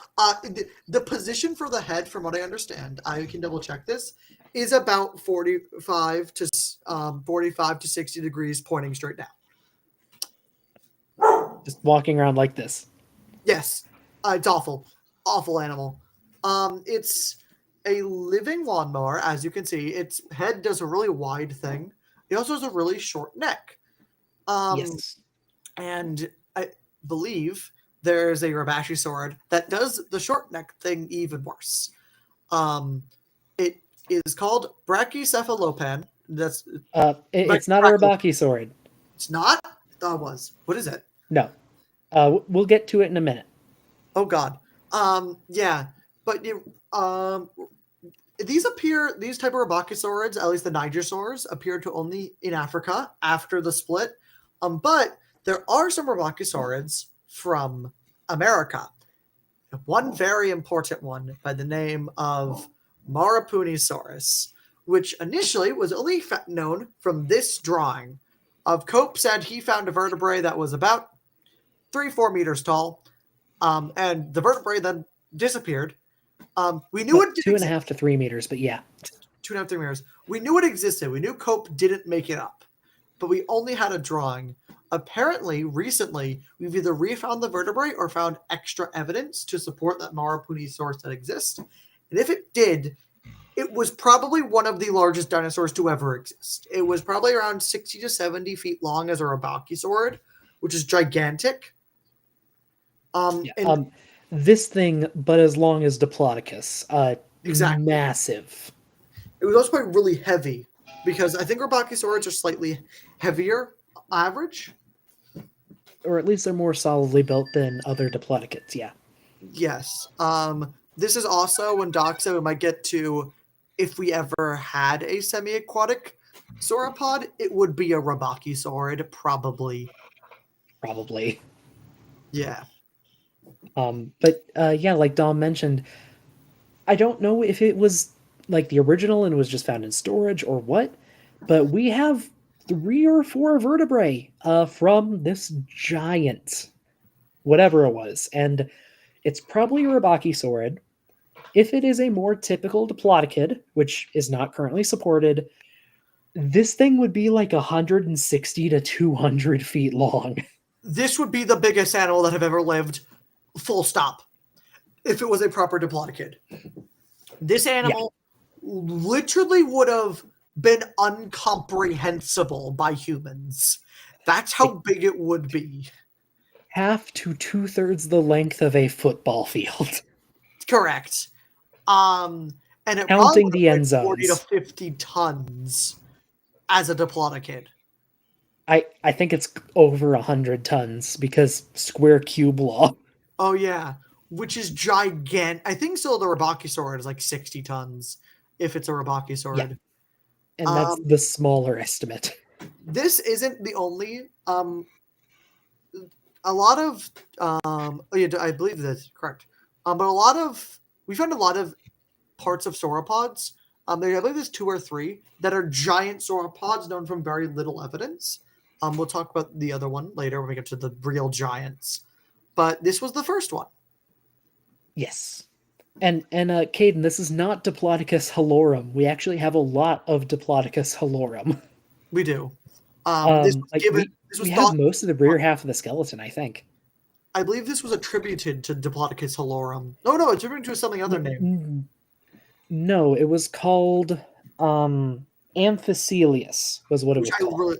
Amphicelius is such a cool name. Why didn't it? It should have kept the name Amphicelius, but it was reclassified. My guess is we found the new giant vertebrae. They were called Marapunisaurus, and since they had a proper description, the name was shifted. That'd be my. It's just a guess, though. I like Amphicelius a lot more than Marapunisaurus. Amphicelius feels giant. Yeah, kinda. It really does. But giant. But yeah, here's the weird thing, though. There's kind of a bell curve with dinosaurs. Once you get up to a certain size, it's easier for you to preserve.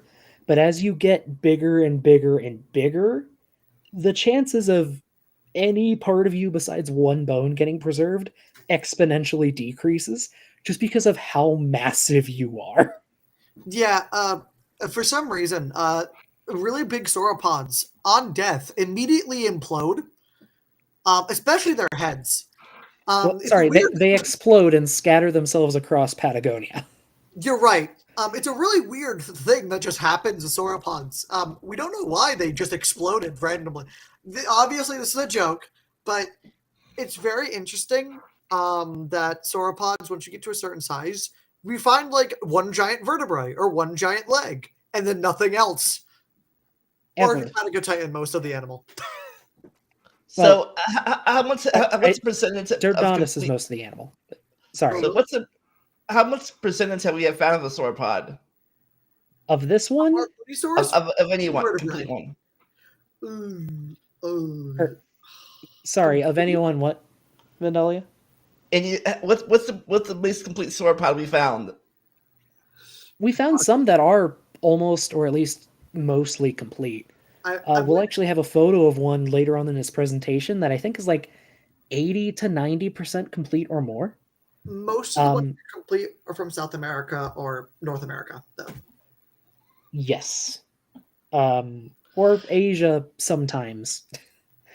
But we do have mostly complete sauropods at the very least.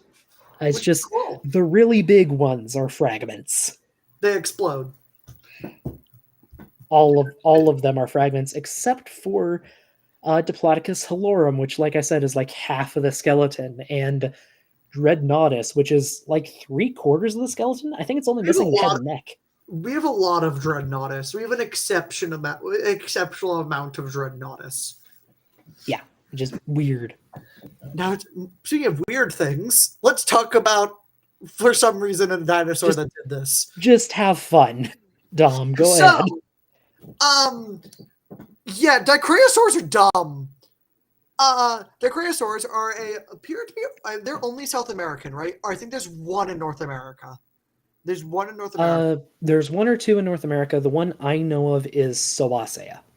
Sauropods, yes. As well. Is a Pisciciocardia also one, or is that something else? I think it's a titanosaur. Let me double check, but I think it's a titanosaur. Okay. But yes, yeah, so Sauropods. And Sauropods I don't think that weird compared to its relatives, but Dicraeosaurs, one thing in common. They do stupid things with their necks. So one, they shorten them, and two, for some reason, in at least two of them, they decide to grow dumb fucking spikes out of them. Well, sails. I think it's sailed on Margosaurus. I think Dicraeosaurus might actually be spikes. I don't think Dicraeosaurus has the weird neck spines. Oh no, it's Bahatosaurus. Or at least it's not known. It's Bahatosaurus. Well, Bahatosaurus is also sails. Is it also a sail? I thought Bahatosaurus was or at least it's likely to be also sails. Okay. Regardless. So these were like protofeathers since they're on the sauropod side? No, they're worse. No, these are spikes. These are vertebra extensions. These are awful. The best example of this is a Margosaurus. If you've ever seen a Margosaurus, it has these very long, always what's the word? Not bifurcate. Is it bifurcating? It is bifurcated because a lot of Diplodocids do that. Here we go. This is a Margosaurus kazawi with apparently an anime girl for scale. I know who that is. Yeah, I don't know why. A lot of sauropods weirdly have like VTubers for their scale. I don't know why. But yes, you see they have bifurcated things, which is double, except for the first one, which is always singular. So I'll get a picture from the front. They always go out like this, and they go for pretty long. Initially, they were thought to be sails. Then, in the mid-2000s, we actually thought they might have been spikes due to certain things. And then very recently-ish, it was shown that because of the tension on the end of on the Margosauruses, it means they were attached via tendons. So we know at least they were in at least the middle part were in some sort of like flesh sail thing. Yes, and this is a Margosaurus's vertebra. So in most animals, there would just be one single spike here in the middle. This is from the front or back. Diplodocids do this weird thing where they split their neck vertebrae, and they get two spines like this, which is a really rare adaptation you usually only see in things with really heavy heads, which these things don't have. They just make them. They just make sails. This has to be sexual display. This has to be a sexual thing or something of that. It's not. They're not. These are on very small animals, on a lot smaller sauropods, so it's probably not for anything to do with like temperature regulation, because there are bigger sauropods that don't have these, and things like Bahatosaurus. If you get a picture of Bahatosaurus, they for some reason instead of this is Bahatosaurus. Well, yeah, but like of the what the skeletal version, but this also works. But Amargasaurus does have them point and then lay back.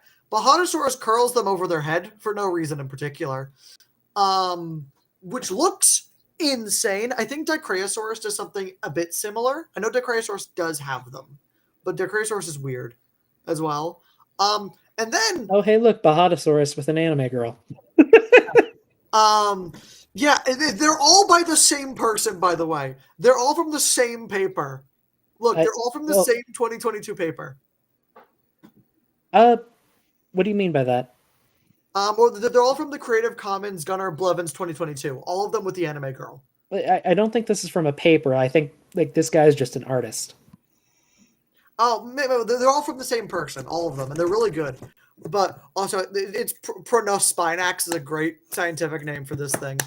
But was that like pronounced spine or something? Yes. Which, yeah. But you see they point in front of it. I think there's evidence in some of them literally going over their head. And then, for some reason, unlike all of its relatives, there's Brachytrachelopan, which is the worst one because for some reason it's a hadrosaur. For some ungodly reason, it's a sauropod that becomes a hadrosaur. It shrinks its neck so much. There's a picture of it right there. It looks awful. It just looks incorrect, but that's just what the skeleton is. Yeah, Brachytrachelopan is awful. Let me see if there's any more weird things because this is an awful family. I don't want to spend too much longer on this. There is other stuff I have to do tonight, but yeah, they're dumb and they're weird. And Diplodocids are when sauropods get freaky. In comparison, titanosaurs are much more normal, whatever that means for a sauropod. You know what Dicraeosaurus does? Dicraeosaurus just has little fucking ridges of bumps down its neck. Pretty much, yeah. It's awful. Yeah. There's only 6 of them. I didn't even know that. We talked about all of them, but 2. Which is Dystronophoneus, which you don't have the neck for, so we have no idea. And then the other Wyoming one, which we also don't have the neck for, it's just legs. Oh yeah, Sawasea. No, we have some of the neck for Sawasea. No, I wasn't talking about Sawasea. I was talking about Dicycloposaurus or Disloclosaurus. Oh yeah. Because Sawasea is very basal. Mind you, every one of these that we've found the neck, besides Sawasea, the neck has been awful and stupid. So, I don't know why they do this. They definitely fed very differently. They are unique though. The Dicraeosaurids are unique, where, unlike other sauropods, which have an uneven number of teeth on their top and lower jaw, Dicraeosaurids have an even number of teeth in their top and lower jaw. They're weird. They're very, very weird. I don't know why these things do this. They're known from, I forgot they're known from Africa too. There's one in Africa, apparently. Yeah. Africa, South America, and North America. Yeah. None yet from Portugal, but it would not be surprising to find them. It would not be surprising from and Amargasaurus is the last of its kind in the Cretaceous. We might find more, but Amargasaurus might generally be the last one because of how weird it is, and it's very similar to its other weirdos. You tend to get the most pronounced the last of a species tends to be the most pronounced, usually in nature. Sometimes. Yes. So the Dicraeosaurids are weird. They're kind of, these could be anything for what they do. Brachytrachelopan looks like it couldn't eat food because of how high it's off the ground because it's a sauropod, but its neck is stupidly short. It's not the only one, by the way. There's another one that does a stupidly short neck as well, called like Lingching or something, like Lingchuesaurus or something like that. They're bad animals. Bad. Very bad. I love them to death. Bad. Yes, and I will say before we move on, hello, Jody Wolf. Hello, hello. I know you. Gonna go ahead and Continue to better ones. A lot better ones. yes. Now from here on, we are swapping from the Diplodocids, which unfortunately do die out in the early Cretaceous. No Diplodocid that we know of makes it to the end. The last one's a Margosaurus. The only group of sauropods that makes it to the end of the Cretaceous are the macronarians, or the big nose sauropods. And they're called that for good reason. See, one of the most common and well-studied sauropods of this group is Camarasaurus, meaning chambered lizard. Weirdly enough, not for its skull, it's named after its vertebrae because it was a Bone Wars discovery. But the head has this massive vaulted ceiling with a gigantic nose. And we don't know why.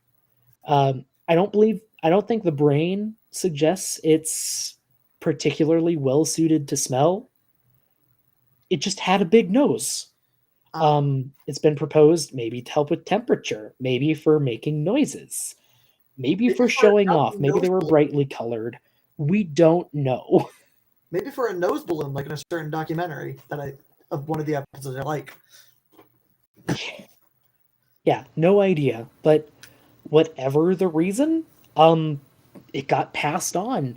And macronarians, like we said, are the only sauropods to make it to the end of the Cretaceous. I think at one point it was thought that it was to literally help it breathe because they have such tall necks. But explain the Menkyosaurus. Exactly. Which the immediate thing is that Menkyosaurus. Yeah. And speaking of mostly complete skeletons, this is the skeleton of a mostly complete juvenile Camarasaurus. We have baby Camarasaurus. Yeah, we have baby Camarasaurus too. Yeah. We tend not to get we also have a possibly baby Brachiosaurus that was actually found pretty near where I'm living right now. Yeah, we do. We don't have a lot of baby sauropods.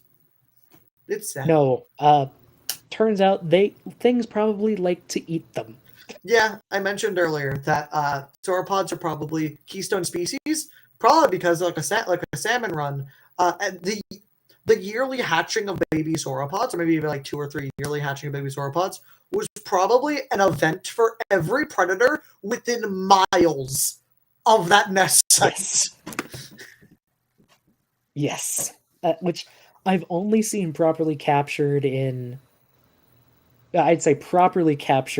one documentary, that being Dinosaur Planet from the early 2000s. Yeah, it's the only one. Which just has a sea of Saltosaurus babies getting devoured by every predator in sight. By crocodiles, by ankylosaurs, by an alvarezsaur, by dromaeosaur, probably more things.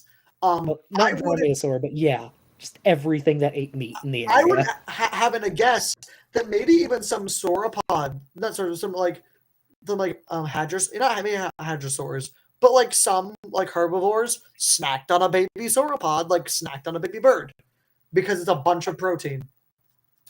Yeah, and they can't run away from you. No, they're a ball of fat that can't move. They're walking chicken nuggets. They are. That is how they're described. Yeah, they're walking dino nuggies. They're living dino. But apparently they were successful. Very. If you have 1,000 babies, at least 2 will survive. Yeah. And with the macronarians, the group that gets a lot of attention, and for good reason, are the titanosaurs. And, I mean, it's in the name.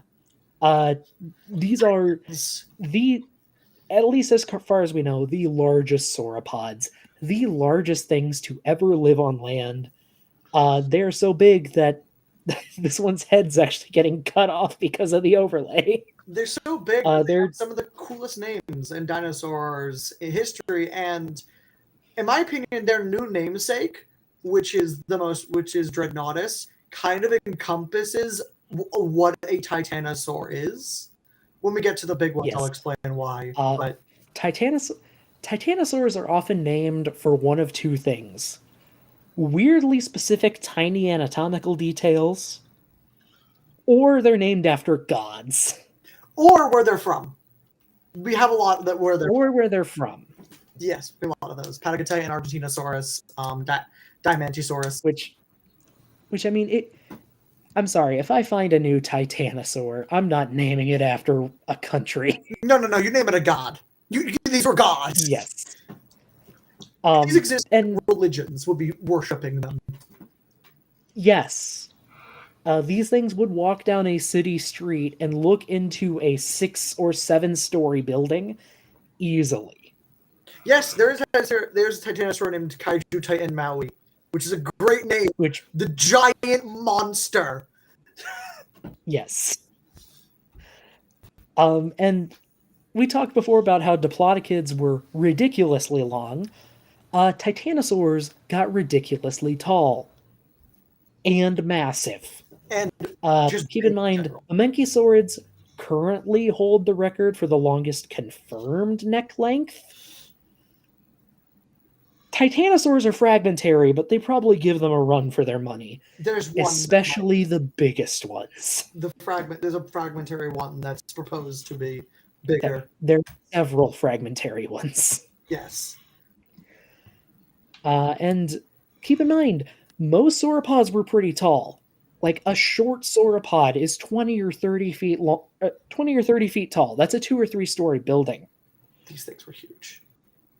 Titanosaurs were probably the tallest animals to live on land, and the one currently closest to holding that record, at least the most complete one, is this one here, Sauroposeidon, which is estimated to be at minimum 50 feet tall, but possibly up to 65 feet in height, which is insane.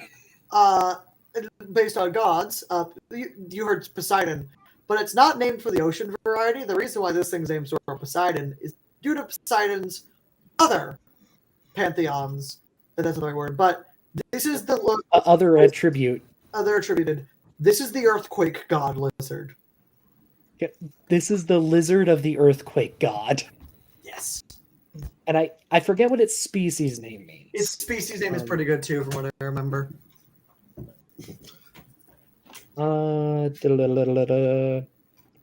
I know it's Proteles. I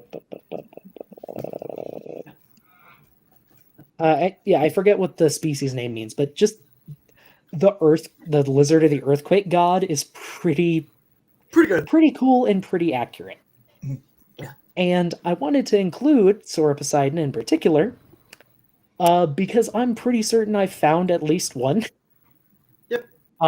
For anyone who doesn't know, I do a lot of field work in the Cloverleaf Formation, which is known to have Sauroposeidon in it.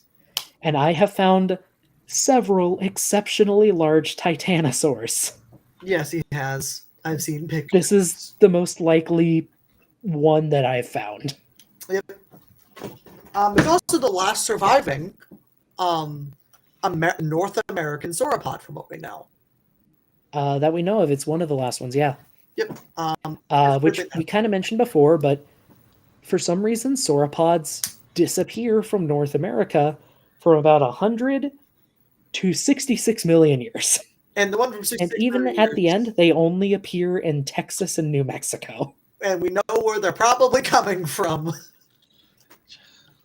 Yeah, what's south of North America? Yep.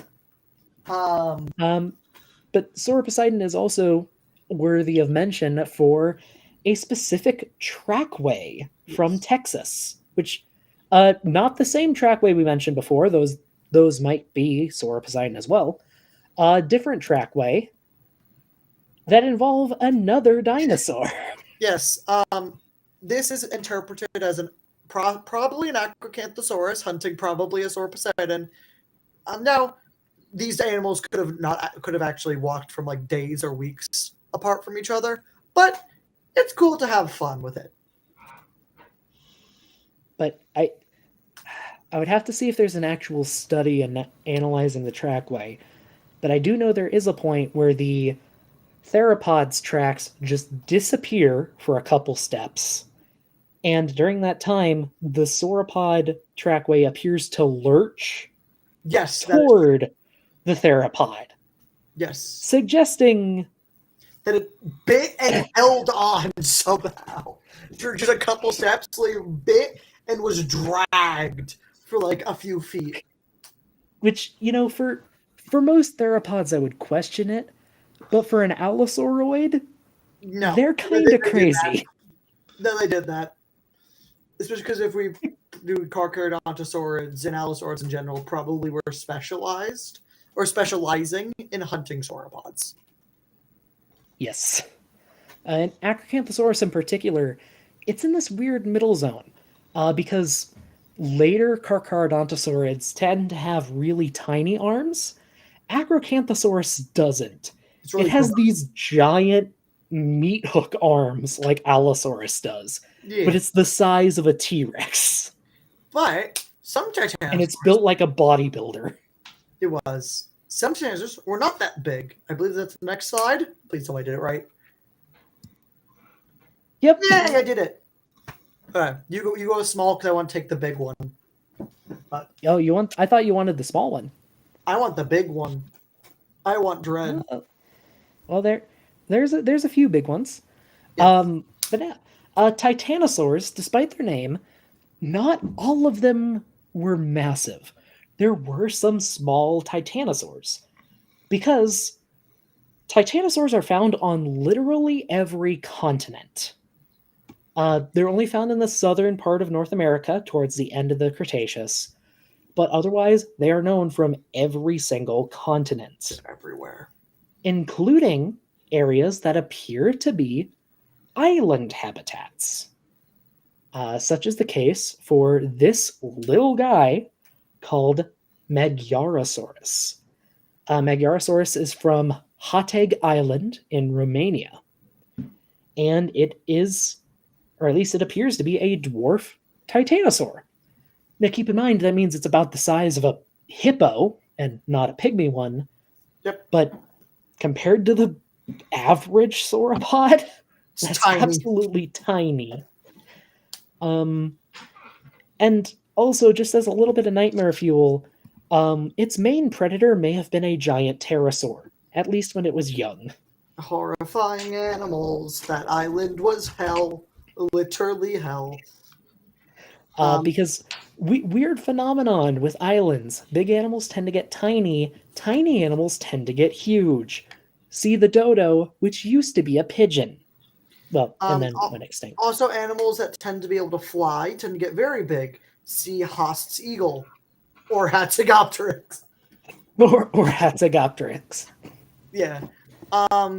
Yes, there are other ones like Ampelosaurus and Saltosaurus. Or also, Ampelosaurus isn't a dwarf, and Saltosaurus is small for a titanosaur, but it's not a dwarf. It's just kind of small. Ampelosaurus is about average, I think. I think it's like 50 or 60 feet long. I thought it was 40. But yeah, there are smaller titanosaurs. They weren't just the big ones. They were all sizes. It does appear titanosaurs literally took every sauropod niche during the entirety of the Cretaceous. Every herbivorous niche, yeah. And I just checked. Ampelosaurus is about 50 feet long. That's too big. I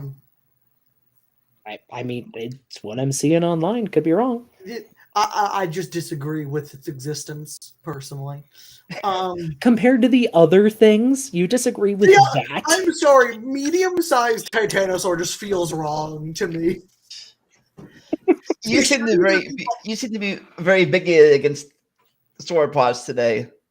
The reason why for this, and it's a thing that happens when I want to be if I was ever to properly go into paleontology and write papers, I have two wants of study I want, which are either sauropods or pliosaurs, or plesiosaurs in general. And the thing happens when you're in paleontology, you tend to despise the things you work on because it's a love-hate relationship. It's a love-hate relationship. If you talk to any paleontologist and ask, what are you currently working on the most? They'll answer you. And then if you ask them, what do you like doing that? The answer would be yes, but I hate them immensely. It just kind of happens. Yeah. But Dom, I think you wanted to talk about something big. Is that correct? The giants. Yes. I mentioned that Dreadnoughtus, its name accompanies what it means to be a titanosaur, which Dreadnoughtus means fears nothing. That's because these things were so big. As an adult, they had no predators. They were literally titans. Patagotitan, Argentinosaurus, which things we have a lot of evidence, have a lot of fossils for, could have been 100 to 150 feet, if not 150, 115, 150 feet. These things are giants. Alamosaurus, for example, as well, which we have a lot for, was 85, 90 feet long. These things also probably weighed 60 tons, 70 tons. These were monsters. That's small Genuine. for some estimates. I'm aware. Genuine monsters. And these aren't even the big ones. These are the ones that we know of. There's one titanosaur that I know the name of that's very fragmentary, named Bruhethkeosaurus, which, if it's fragmentary and if its estimates are real, could have been upwards of 180 feet long and 90 to 100 tons, which would make it actively bigger than a blue whale, which is disgustingly massive. On these things, we don't know why these things got so big. At least with like the brachiosaurs, there's only one or two of them that get that big. The macronarians. The Cretaceous, the late Cretaceous titanosaurs, all of them are gigantic for apparently no reason.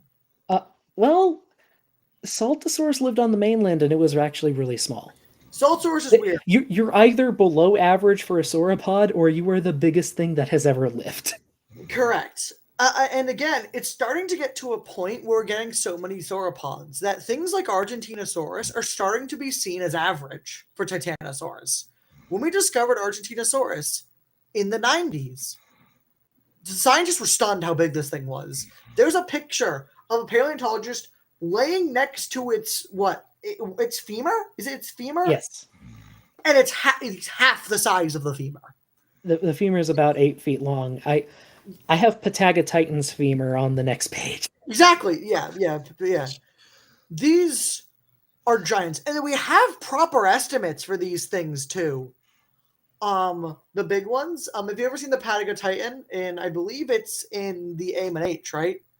Puertosaurus. So it's in a few. No, it is Patagotitan. It's casts of it have been sent to several places. There's one at the AMH, and there's another at the Field Museum. Yes. And I think there's a third somewhere else. Maybe London? I think it's in London, yeah. These things are huge. Genuinely giants. And I will remind you, think back to the babies. The babies of these titanosaurs are not much bigger than the babies of other sauropods. They may maybe this big. These are the babies that put on 4 tons of weight in their first 2 years of life. These things, and the other thing is that normally with like large animals, there's not many in the environment. There'd be a lot of at least mid-size of these sauropods everywhere. So a lot of 50 to 70 foot long animals. The giants, like, if you ever have seen what proper gigantism does to an animal, it insanely big. One of these animals' gigantism would easily be 100 tons, easily be 140, 150 feet long. Never mind the size estimates for Bruhethkeosaurus and other fragmentary ones. Yeah, they get absolutely absurdly massive. Yeah. And well, it is hard to get a grasp on how long they were because, as we said before, gigantic sauropods tend to be fragmentary. but we do have a decent way to estimate their mass. Yes. And that's because one of the most commonly preserved bones for these giants is the femur, which also happens to be one of the major weight-bearing bones in the body. And there is a method you can use using the circumference of a femur to estimate the mass of an animal, or at least its hypothetical maximum mass. And this method has been tried on a ton of different animals, and the equations are a little different for bipeds versus quadrupeds, but it's very consistent. This is very good at predicting the right answer in modern animals. I think for sauropods, it's a bit weird because how airy sauropods are, but even then, it's pretty good. Yeah. And this estimate has given a weight of like 100 tons for some sauropods, like Argentinosaurus, Patagotitan, Puertosaurus was brought up earlier. Dreadnoughtus, Burhethcaesaurus, Diamantosaurus. Well, so Dreadnoughtus is probably the most complete of these supermassive ones, and it's nowhere near the biggest. Its maximum weight estimate, I think, is like 55 tons, and it's not the biggest. Correct. I think, yeah. But things like Diamantosaurus, there's also a Titanosaur that's excessively big from Japan, which we have a lot of, called the Toba Titan. We do a bit of research into this because it's in a game. But these things were genuinely kaiju. I think someone said kaiju of the dinosaur worlds. These were kaiju. I cannot hammer this in enough that until you see a skeleton of these things in person, you do not realize how big the scale of these things are. Yes, and I do have something else to kind of show off that scale on the last slide. Yes. Here. Oh, there's one more thing with the scale of these things. Go ahead. Sorry, you mentioned this earlier. With titanosaurs, we tend to not use humans for scale. We use elephants or giraffes. That's just how big they are. Are humans insignificant? But on the opposite end of the spectrum, is this picture. So that's me in the picture with one of my little sisters. We went to the Field Museum for my 18th birthday, and this is her next to the foot of Patagotitan. It's gigantic animals. Gigantic. Kinda is. And to the people who are still here listening, just wanted to say thank you. Hope you enjoyed this little presentation on sauropod evolution and sauropod diversity. For Dom and me both, sauropods are some of our favorite dinosaurs, and they're really fascinating animals. So what species of sauropod are you holding there? That is a Babyosaurus. And Caden says, what evolutionary pressures to push these organisms to grow so large? There's a big one, which would probably be in these cases. Size is sexual.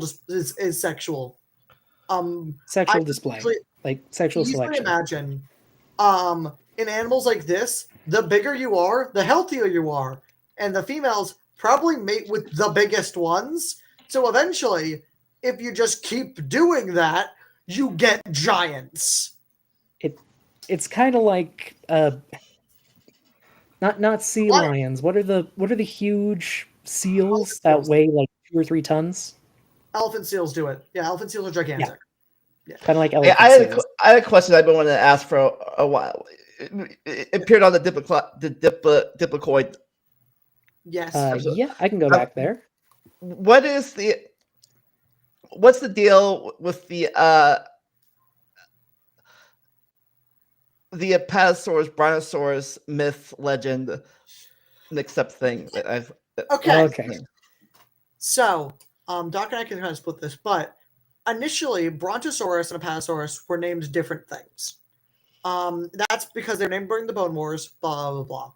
Then in the 80s or 90s, Brontosaurus was shelved because Apatosaurus came first, but because Brontosaurus is a better name than Apatosaurus, it just kind of stuck around and became kind of just a term for general sauropod. But then in the mid 2000s, Doc. Well, I going back a little bit. Yeah, sorry. Like Dom said, Apatosaurus and Brontosaurus were Bone Wars discoveries. This was when Cope and Marsh were fighting over who could name the most extinct animals. Marsh named Apatosaurus first, and then he later on named two other very similar sauropods called Brontosaurus and Atlantosaurus. I think Atlantosaurus might be referencing Atlantis, but I'm not sure. Probably. Later on, to be honest, Cope and Marsh made a massive mess of dinosaur taxonomy because, again, they wanted to name the most species. And faked it sometimes. Sometimes they faked it. Sometimes they picked super minor differences and named a whole new dinosaur off of it. Sometimes both. Sometimes they blew up each other's fossils. Or their own fossils. The other couldn't find them. To be honest, we are still sorting through the mess they left behind. Yep. Like Dom said, later on in the 20th century, paleontologists took a look at Brontosaurus, Apatosaurus, and Atlantosaurus and realized, hey, these animals are very, very similar. They're probably just the same thing. So Atlantosaurus and Brontosaurus were sunk into Apatosaurus. This is a process in paleontology called synonymization. Like, think of how we have synonymous words in English. It's the same thing, but for dinosaur names. Yep. And generally, the name that came first takes priority. Since Apatosaurus was published first, they became Apatosaurus. In the 2010s, there was a very in-depth study carried out on Apatosaurus, just generally. And the researchers found that there were two fairly distinct versions of Apatosaurus, in air quotes. And one of these variations was the Brontosaurus holotype. So the thing that Brontosaurus was attached to.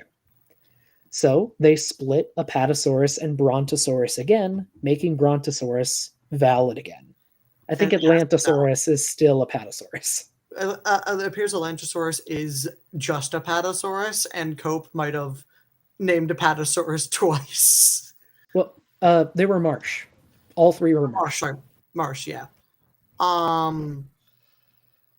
But really, the distinction is kind of blurry when it comes to dinosaur genera. Like Apatosaurus and Brontosaurus, those are genera, they're not species. They're kind of blurry. Whatever these animals are, they are the closest known relatives of each other, outside of their individual species. Again, they're the closest things to each other. So it's not surprising that earlier paleontologists grouped them together. And honestly, depending on how things shake out in the future, maybe they'll be lumped together again. They're that similar. That's just kind of how it goes when you're working with extinct animals. You can't run a DNA test. You can't try and make them mate. None of that. You just have to go with what the bones tell you. There is something that's been happening in the later. There's two things that have been happening in the early 2000s and later 2000s. The early 2000s have an issue of some synonymizing things that don't need to be synonymized. That especially in the North American Hell Creek things, there are some things that do need to be synonymized. Put Pachycephals. We're not having that discussion, Nedry. Not again. We already did ornithischians. I'm aware, but there was a thing that, like, for example, someone thought that all of Compsognathidae doesn't exist and all of them are babies. Well, that was a 2024 thing. I'm aware, but it followed the same trope. But it does appear that we're breaking out of that phase, and a lot of people are re-examining some of these synonymizations and realizing, wait, we don't need to do that anymore. Also, a lot of younger paleontologists have the opinion, at least the ones I've talked to, of the opinion of we should keep names around. We shouldn't get rid of them. One, because it's kind of like erasing a writer from history, erasing a paleontologist who named something. Erasing their work from history isn't fun. And two, having more names to throw around helps data. It does kind of help to compare and contrast things, and it helps Yeah. avoid mixing up data sets. I guess Correct. the big takeaway with Apatosaurus and Brontosaurus, whatever they are distinct animals. Whether or not you want to put that at a genus or a species level will depend on the researcher. But at present, it's at a genus level. They're still the closest relatives of each other. It also But they are depends on your distinct. opinion. I believe Brontosaurus is slightly more robust than Apatosaurus, is the main Yes, because thing. Brontos smash specifically Brontosaurus, because Brontosaurus's neck appears to be slightly more robust. Yes. Yes, and the forelimbs, I think. Yeah. We do have another question, which is the depictions we've seen. That's a weird. Yeah, I'll just read it out in full. How close to 100% are these dino depictions that we've come up with based on the bones? That depends on the animal. That also Some depends. fossils are so high quality, it is just the animal. Let me, like this Camarasaurus, that is almost the entire skeleton. I think it's just missing like part of the hip and part of the tail. Otherwise, that's a full skeleton. We know the proportions, all that. There is an issue. Skin texture is still a guess. Yep. Like, did it actually have these inflated nostrils? Maybe, maybe not. We don't know. Some things will always be a guess. Some things will be based on solid evidence. Like, so Cetiosaurus here is pretty fragmentary. This is mostly skeleton from related animals. If you've ever seen pictures from the book All Yesterdays, there's an excellent section in the back of the book which explains why, one, reconstructions, unless we literally find a mummified version of the dinosaur, and even then, will never be 100% accurate. Because one, we don't know color. Two, we don't know anything about like extra little things in our skin. Let's take, for example, a turkey. A turkey. Can you pull up a turkey skeleton for me, Doc? If you don't mind, for this example. Yes, and then there's something else I want to show. Also, a lion. Because there is sometimes when we do know the colors. I'm aware. That's why I'm saying most of the time. That's why I said if we don't find a mummy, because there are some dinosaurs that we just found the dinosaur, two in particular. But yeah, that's the skeleton of a turkey. If you've seen what a turkey looks like, it's not just that, but with skin wrapped around it. It has fleshy baubles everywhere, feathers everywhere. They're very thick. Turkeys look very fat. The other example is penguins. Penguin skeletons look fucking disgusting. That's because of how their necks are built. Because penguins have really, really, really long necks. Same with seals. But because they have so much like skin, fat, feathers, other things on them, they can look differently. Also colors. So, or there are a lot of lizards, for example, like pegomastics. Pegomastics have really unique and spiky tails. Pegomastax is a dinosaur. No, fuck no, Uromastics. Excuse me. Uromastics have really unique pine cone spiky tails. Those aren't shown in the bones. So it all just... Then for comparison, sometimes we get really lucky.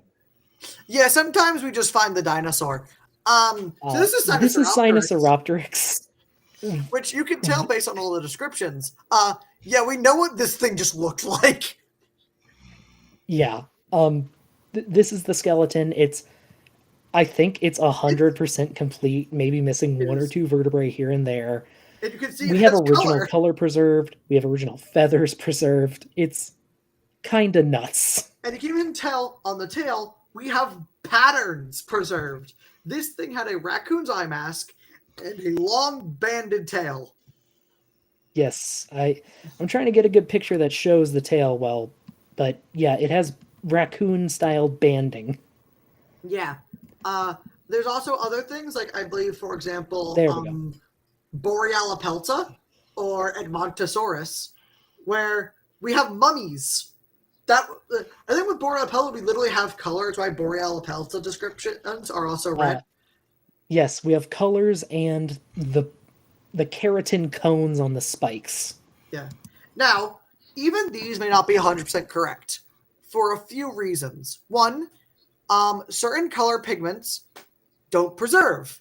Specifically, blues, maybe like greens and blues, don't preserve very well. So here we go.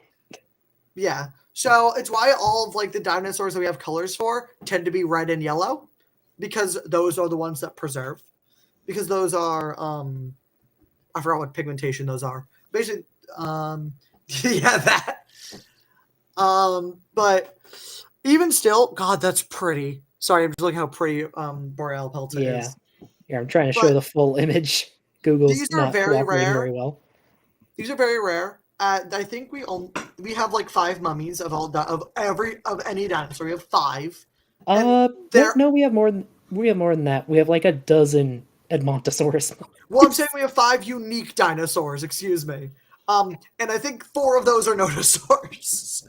So, they're very rare. It's odd. I think the only time there's one more. There's one more dinosaur that we have accurate coloring for, which is Micro. I guess the point being that sometimes it's more of a guess. Sometimes we have just the animal preserved. It really depends on the dinosaur. Most of it's a guess, because even ones that we have just the dinosaur for, sometimes you don't have enough of the dinosaur. Dinosaurs like Pelecanomymus and Concavenator, for example. Pelecanomymus especially. We have most of Pelecanomymus, including skin impressions. The issue is that the skin impressions don't show feathers, despite the fact that we know Pelecanomymus definitely had feathers. So, one of Mimosaur, and yeah. So it really does depend. We've also lost some of these. We had two really good Corythosaurus, basically mummies, that are now lost at the bottom of the Atlantic Ocean. Because World War II happened. Yeah, World War II screwed over a lot of dinosaurs. It's hopefully find more, but there is always the fear with paleontology that the more we find, you may notice this, that as time goes on, less dinosaurs are found every year, and more dinosaurs are named are from fossils in collections being properly identified than people going out in the field and finding stuff. Because we have found most of the good bone beds, probably. The world is only so big, and also part of it's underwater. I don't know if I'd say that. Maybe in some areas, maybe, but I think there are still good bone beds out there. There probably are, but there's less of them than what there were because we found them. So you're saying we should fund submarine paleontology? We actually do have that. It's not very good because water is not very good for rock. So, but we have found fossils underwater before. Yeah, found a few actually. Yeah, but the issue is that because also the other issue is that as the Earth moves, it slowly destroys some fossils because this is how tectonic plates work. And I'm sorry guys, but I kinda have to go. Do you mind if we wrap up? Oh, I'm fine. I'm sorry to leave on a dour note, but I don't think we have one last question then. We do? What's the last question? Fans of the game. I've played Trespasser. It's a game. It's a game. The dinosaur depictions are Jurassic Park depictions, so definitely ahead of their time. But they're also Jurassic Park. Especially when they're injured, they have the most realistic movement. Yes. Absolutely. But so anything you want to advertise? There, though, I'll pull up my last tab again. To people out there, I hope you enjoyed and thank you for watching. Anything you want to advertise before you go? Nope. I'm currently working on a couple shorts, and hopefully they will be out this next week. But I'm going to be busy, so we'll see how it goes. Yeah, I have nothing planned for next week, but we'll see how it goes. Never stop learning. Enjoy the randomness. We'll see y'all next time. Yes. Bye. Yeah. Thank you again. Hey, thanks for watching my podcast or Let's Play. If you want to help support my channel, you can make a monthly or yearly pledge on Patreon, or just a one-time donation on Venmo, PayPal, or Cash App. For those looking for something to wear, we have some shirts, hats, and other stylish things in our merch store. If you enjoy gaming, you can always follow and sub to me on Twitch. For those who don't want to give money, I have an Amazon and Steam wish list who can help the channel out. And of course, just liking, leaving a comment, and sharing this video helps more than you can imagine. And always remember to never stop learning and enjoy the randomness.